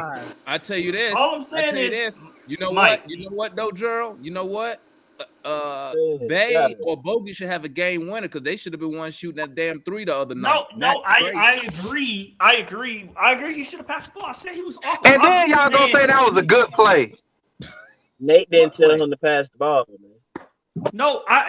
Nate didn't drop that play. The first shot, I had no problem with the first shot. The second shot, he should have passed it. You didn't have a problem with the first shot being a damn near logo. No, I mean that's where he shoots it from. It was not almost a logo shot. It was at the hash mark, and it was where he shoots it. It was. Bro, come on, bro. No, he should have passed. That shit was almost a 30-footer, bro. The second time, the second one he should have passed. And then that was the best you could. Bro, that was the best that Prunty could come up with 8 seconds on the clock. Hey man, do not. Now I can see it. I can see if I can see if it was 1.2 on the clock. Then I would say, oh yeah, that's probably the best you can get. Bro, with 8 seconds you can't run something. But Gerald, you have to go quick. Gerald, you have to go quick to get the rebound. Bro, 8 seconds is endless. 8 seconds is how long? That's an eternity. Am I right? But you needed 3 points. You got time. Endless. But Gerald, I know that. John, I know that. But see, Gerald, hey, bro, you ain't got the. Bro, 8 seconds is a long time, bro. I got to go along with them on that one. Because if you need a 3-pointer, man, John, I'm telling you as a coach, 8 seconds is a long ass time to be able to get a good shot of it. But Gerald, absolutely right. But and then you're not even bringing the ball up. You're not even bringing the ball up the court. You already got it. You already advanced the ball with 8 seconds. You're right. We were losing. It's not tied. From? Where you got we were losing. Hey guys. This is what Ticket's saying. Okay, what Ticket is saying. I know we were losing. Same thing I said the night of the post game. With 8 seconds left, that was a that was a terrible play to run. You had 8. You can run. You can still go quick, but run something better than that. Bro, they threw it to Murray. Okay. Listen, Murray held it and waited for Trae to come around. They gave it to Trae. Trae almost shooting like a 30-footer for no reason at all. Okay, No, Trae should have just made the shot. Listen to me. Trae should have been the decoy. He should I said that Ticket. I said Trae should have been the decoy. They should have fed it. They should have gave it to Sadiq Bey. Bro, we had two guys that was hot from 3. No, because you know what. Guess what, Ticket? Guess what our brilliant coach said, Ticket. Guess what the brilliant head coach did? You had 2 dudes hot from 3. Bogey won't even in the game. No, he took Bogey out. Damon, you trying to tell me if Bay would have shot that 3 and missed, you wouldn't have said my superstar's supposed to take that shot? I would have lived. He wouldn't have did that, but he would have talked about the 4 shot blocks in 3 minutes. He would have talked about that. But the last shot, no, he wouldn't have. Yeah, No, you would, Demond. if we was down, no. My superstar. Hey, I got the mind back on this one. If we was down 2, no, ain't no back to get. Ain't no back to get. John. If we was down 2, then yeah, he probably would have got Trae. But wait a minute. But he the worst 3-point shooter on the team. I'm talking about. But hey, that $200 million he was making would have spoke up. What about $200 million superstar doing that? Let me tell you something. Like I tell y'all, man, I'm about winning. I'm about winning. So Demond, I said if they would have shot it and missed it, you would have said, "Where my superstar at?" No, I wouldn't have. I would have said. But you said that in the past. I live with that. Because guess what? Down 3, he has it. Let me tell you. The reason I can live with that is because as a fan, I could understand why you would go to Sadiq Bey or go to Bogey. They cooking. Sadiq Bey been cooking for 3 since he got here. It makes sense to me. What don't make sense is I'm gonna give the ball to the second worst 3-point shooter on the team when I got 2 dudes who just made a 3. Who just made a 3? Who made a 3 to get you where you are? But guess what? Guess what, John? Guess what? He better make the 3 because he the one who put us behind the game with the 4 block shots and the turnovers. I wish Murray could have gotten that big stop. I understand that part, but who? So I wish Quinn would have put Hunter on Bill. John, now, you telling John? Yeah, you telling me right now? You telling me right now? If we in the huddle and we drawing up a play, and I say, "Hey, Coach John, hey, let's use this guy as a decoy. He's a star, but he's not good at shooting the 3. But we got 2 dudes, one who is 5 for 8 from 3, the other is 4 for 5. Let's get one of them to shoot it. You gonna tell me, you know what, T? That's not smart. I'm gonna go to this guy because he's my star, even though he's shooting 32% from 3. That's worse than Nate having Trae inbound the ball. Wait a minute, analyst. Hold up, analyst. What was Trae's 3-point shooting that night? I just said he was 2 for 4. And now hold up. He's shooting 50% now. John, analyst. What did Sadiq Bey shoot from 3, and what did Bogey shoot from 3 that night? Bey actually missed more 3s. What did he shoot? What did he shoot? What's the numbers? 3-pointers. What's the numbers? That's what we're talking about, John. No. Analyst, what's the numbers on Bey? What did he shoot from 3? So you said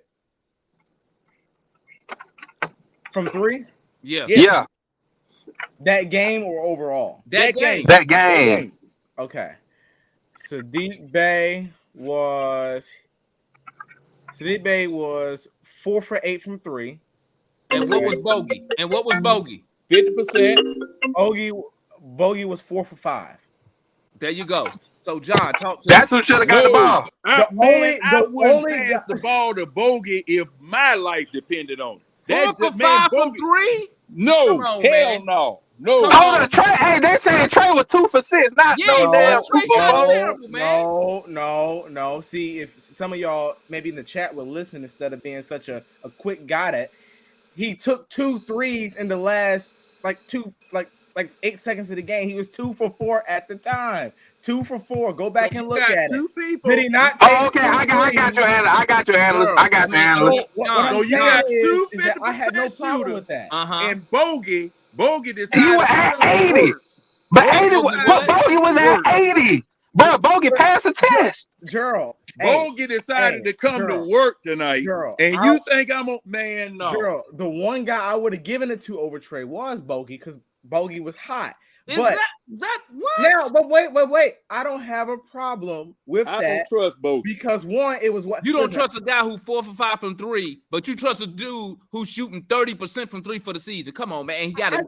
I just said I would trust Bogey. I just said that. No, I was talking to John. You talking to me? Because but I've seen Bogey, like I said, Trae Young will drag the team, the opposing team, the ushers in the stands and the popcorn man to the basket, pass it over there to Bogey wide open, and he'll miss. But John, I've seen too many shots. Serious right now? Are you serious? How many shots Trae missed? How many shots Trae missed?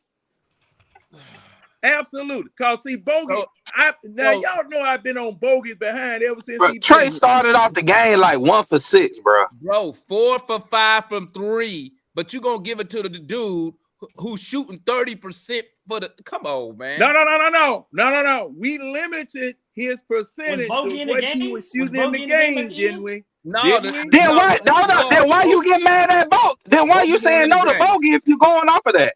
Bogey because I don't trust Bogey. Yeah, but you can't, bro. You can't have it both ways.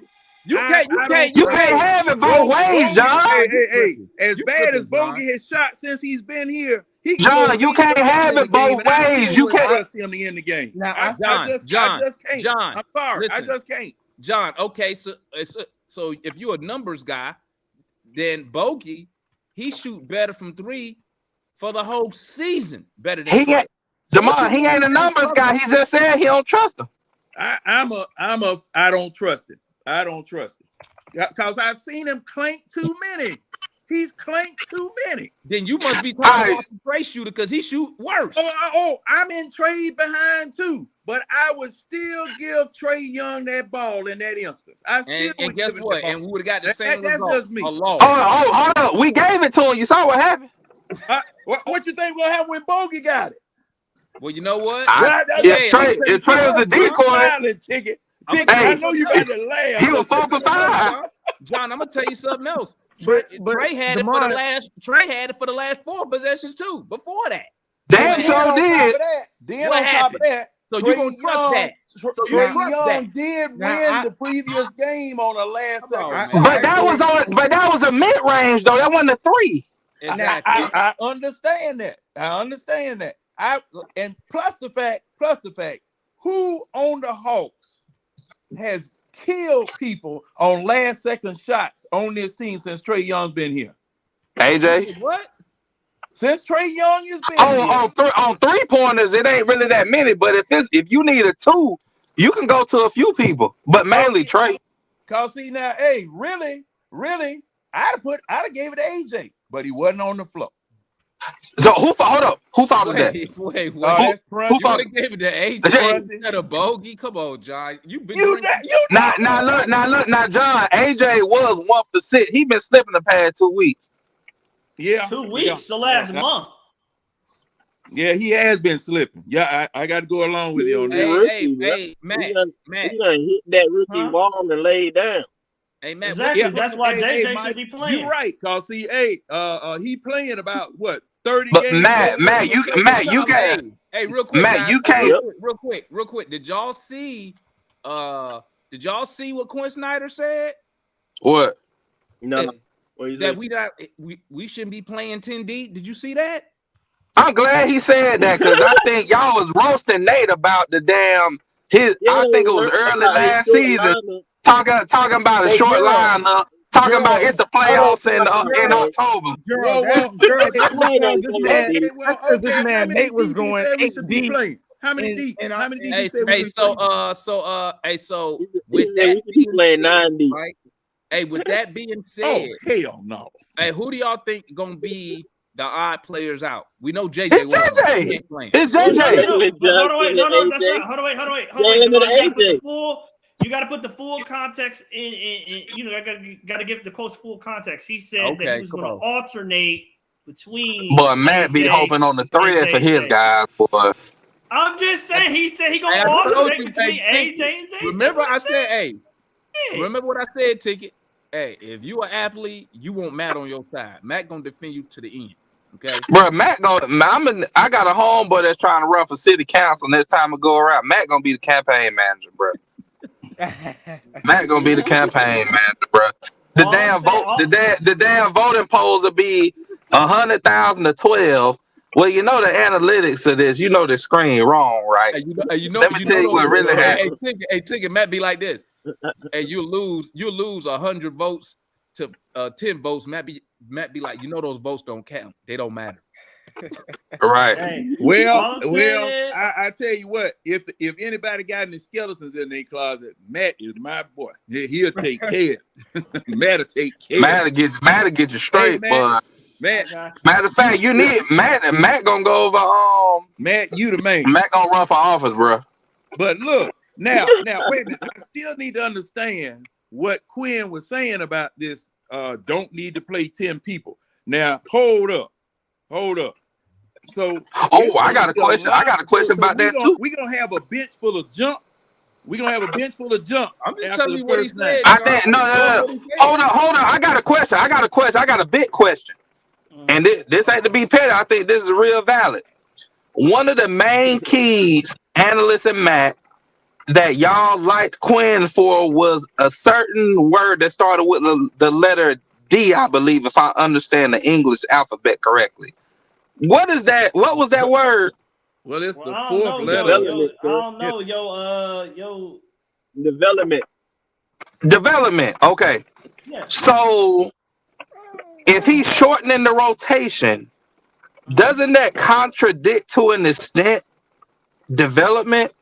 No, because he also one said don't have that to do with development is not development all the time is not in real game minutes. So hold on, no. We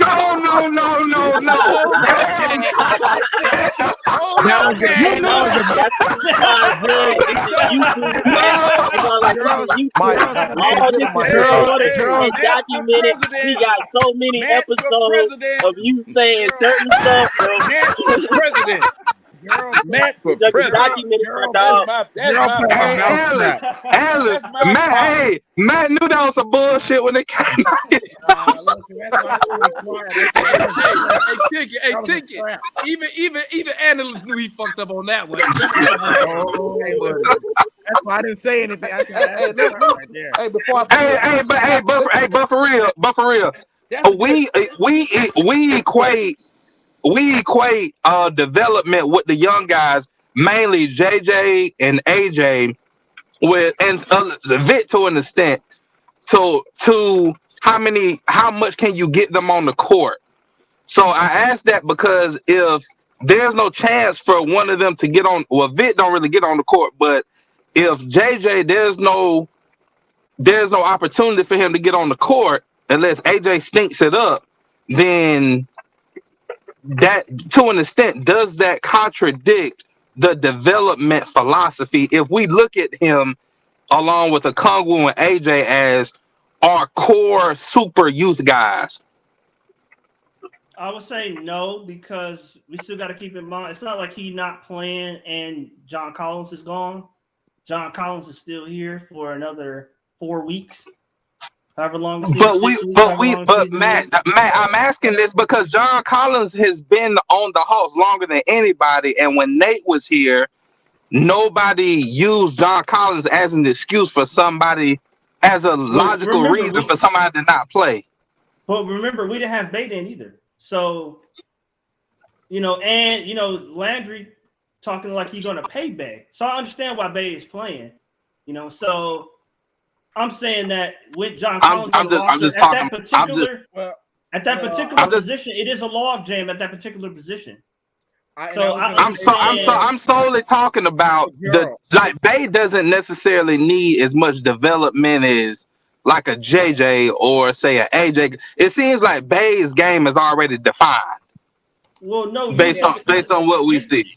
You're talking about development, and I'm saying that I wouldn't say that Quinn is not developing JJ because he's not playing him in certain games, because it is a log jam at that position. If Bay wasn't on the team, or if John Collins was traded and JJ wasn't playing, then I could say, well, I'm kind of disappointed he's not developing him.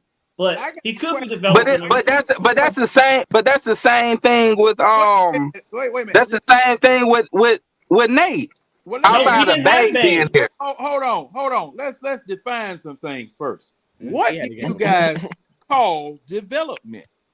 Exactly. I guess we never defined it, but every time we used the word development, it was equated to time on the floor. It was never talked about as the G League or time in practice. This is the first time that y'all have mentioned practice being a part of. I mean, obviously we know it's part of development, but as far as like getting the game reps, as far as development goes. But I'm saying, I will say this: it's not a big concern for me because although development was a portion of why I wanted Quinn here, the number one reason I wanted Quinn here is obviously because we're going to do a lot more. I feel like I think we're gonna reach the goal that we're all trying to reach. But as far as development goes, me personally, I think that development can only go so far in the offseason. You eventually have to see it on the court. And I think that could be a posing problem if he's saying, okay, we're going to take JJ out the rotation. Okay, we're going to take, we're going to cut AJ's minutes. That could be an issue, but in the offseason, I think, yes, that's where prime development goes, but you can develop in the offseason but you're doing that to get onto the court. So that's where I would say with Nate, these guys weren't developing at all. I mean, even Damon, you brought up a little bit, and we're wondering where that school that Bud brought in place. Hawks University. Where did that go? Because our players are not developing to their full potential. So we weren't developing. But we ain't talking about that. That was the G League. Basically. Right. So we weren't developing anyone, nor were we giving anyone playing time. That was my issue with Nate. If these guys are being developed in the offseason or during practice with Quinn, I can live with that until it becomes a point where, listen, I want to see these guys on the court and I want to see these guys, playing. Let me chime in real quick because most of y'all know this is my topic, right? I'll go ahead. Anybody want to talk about this? But we keep talking about we're not seeing players develop. Maybe they're incapable of being developed.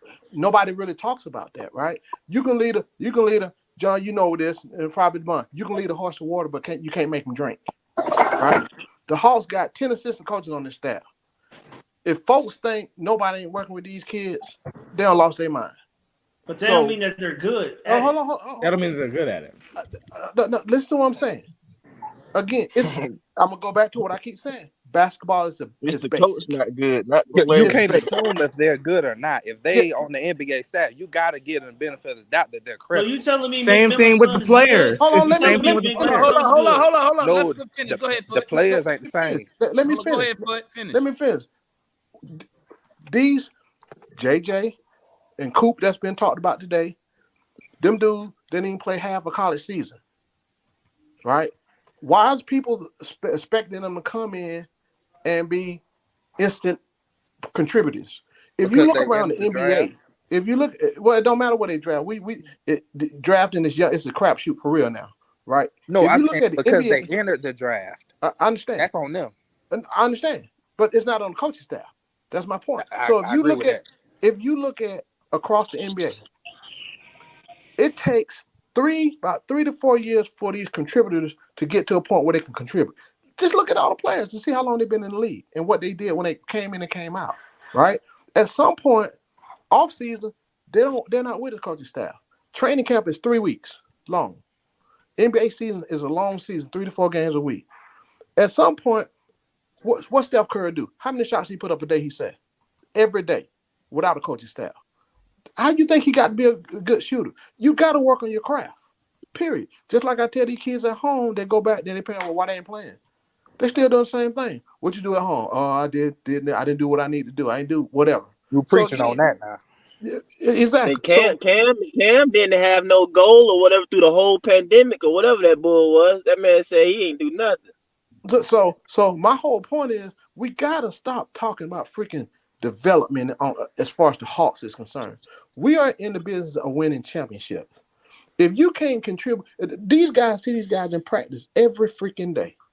They compete against who? The ones. So I trust that they know these dudes ain't what it is for the Hawks team. Now, this is not saying they can go to another environment that may fit them. So it's all about fit as well.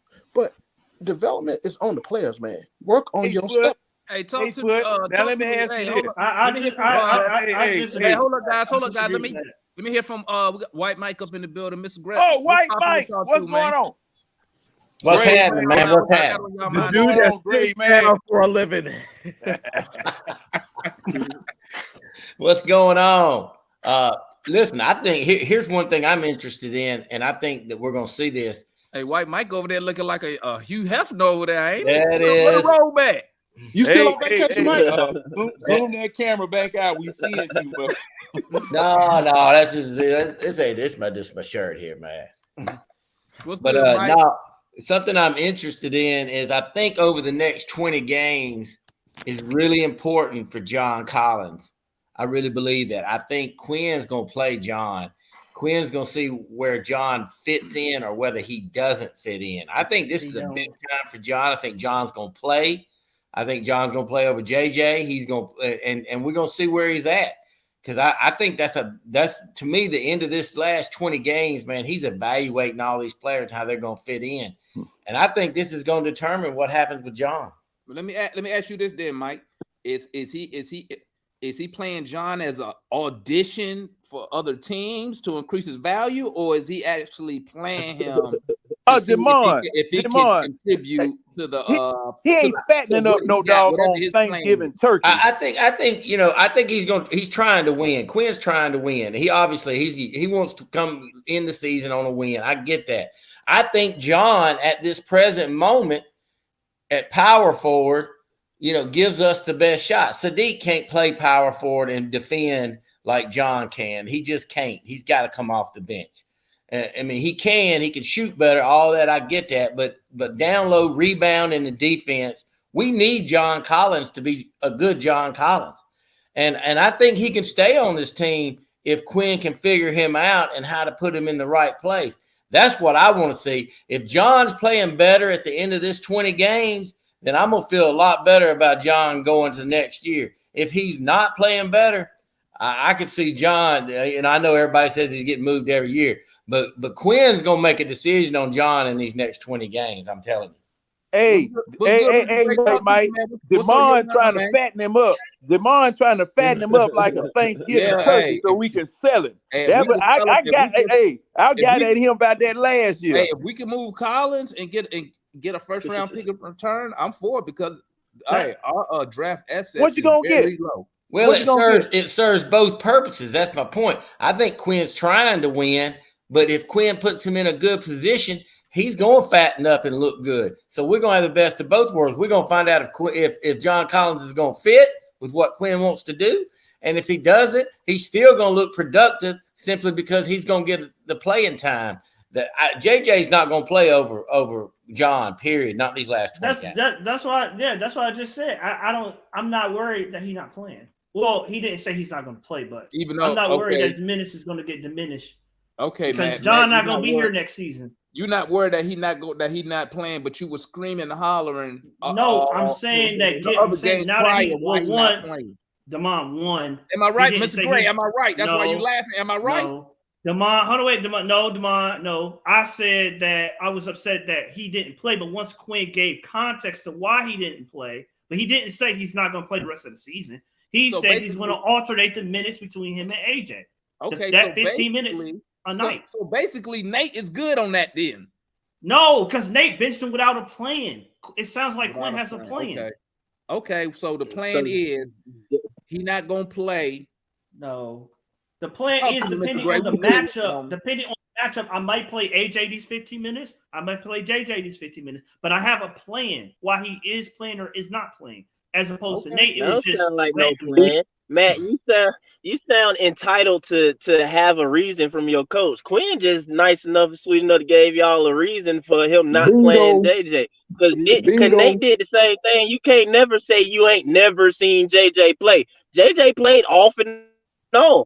But Nate basically wasn't trying to give y'all no actual into his brain. He like, screw you. In a nutshell, like I'm not finna break it all down like that. But hey, you got Quinn now, man. So he gave you some happy reason that you can accept that why he ain't played JJ. So if JJ don't play the next game, I need to hear the first thing you say is what the hell Quinn doing. That's what I need to hear. I think he will play JJ next game. What's good, Mr. Gray?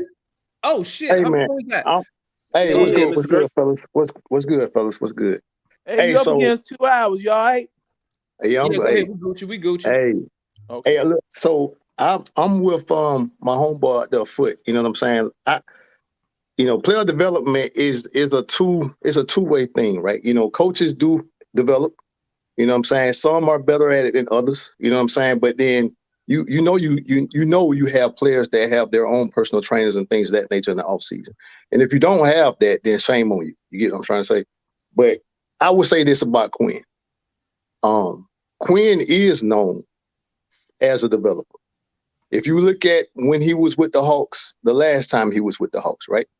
He was in charge of player development. I remember Kyle Korver shot improving when Quinn got there. I remember Jeff Teague's 3-point shot improving after Quinn came in. I remember DeMar Carroll, right? The guy who couldn't shoot no threes at all that nobody wanted. I remember his threes improving. I remember Al Horford developing a 3-point shot. I remember who was the power forward? Millsap. Millsap. I remember Millsap. His three developed even more. So yeah, Quinn is that guy, man. Quinn is that type of guy.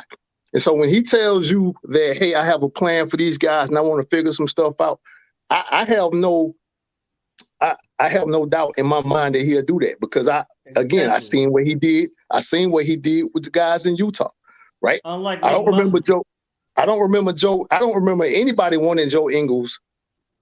I don't remember who was the sixth man of the year coming off of Utah's bench. What's the boy name? They had Bogdanovich. They had was it Clarkson?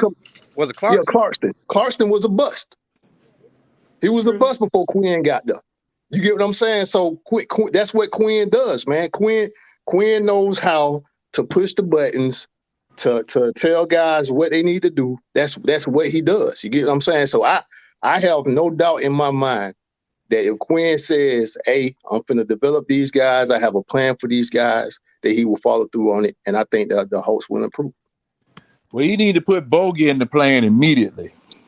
Hey. Well, I mean, but he listen. Well, I like listening to the guys talk afterwards. And he said, listen, I'm not finna come over here and take over right now. All in.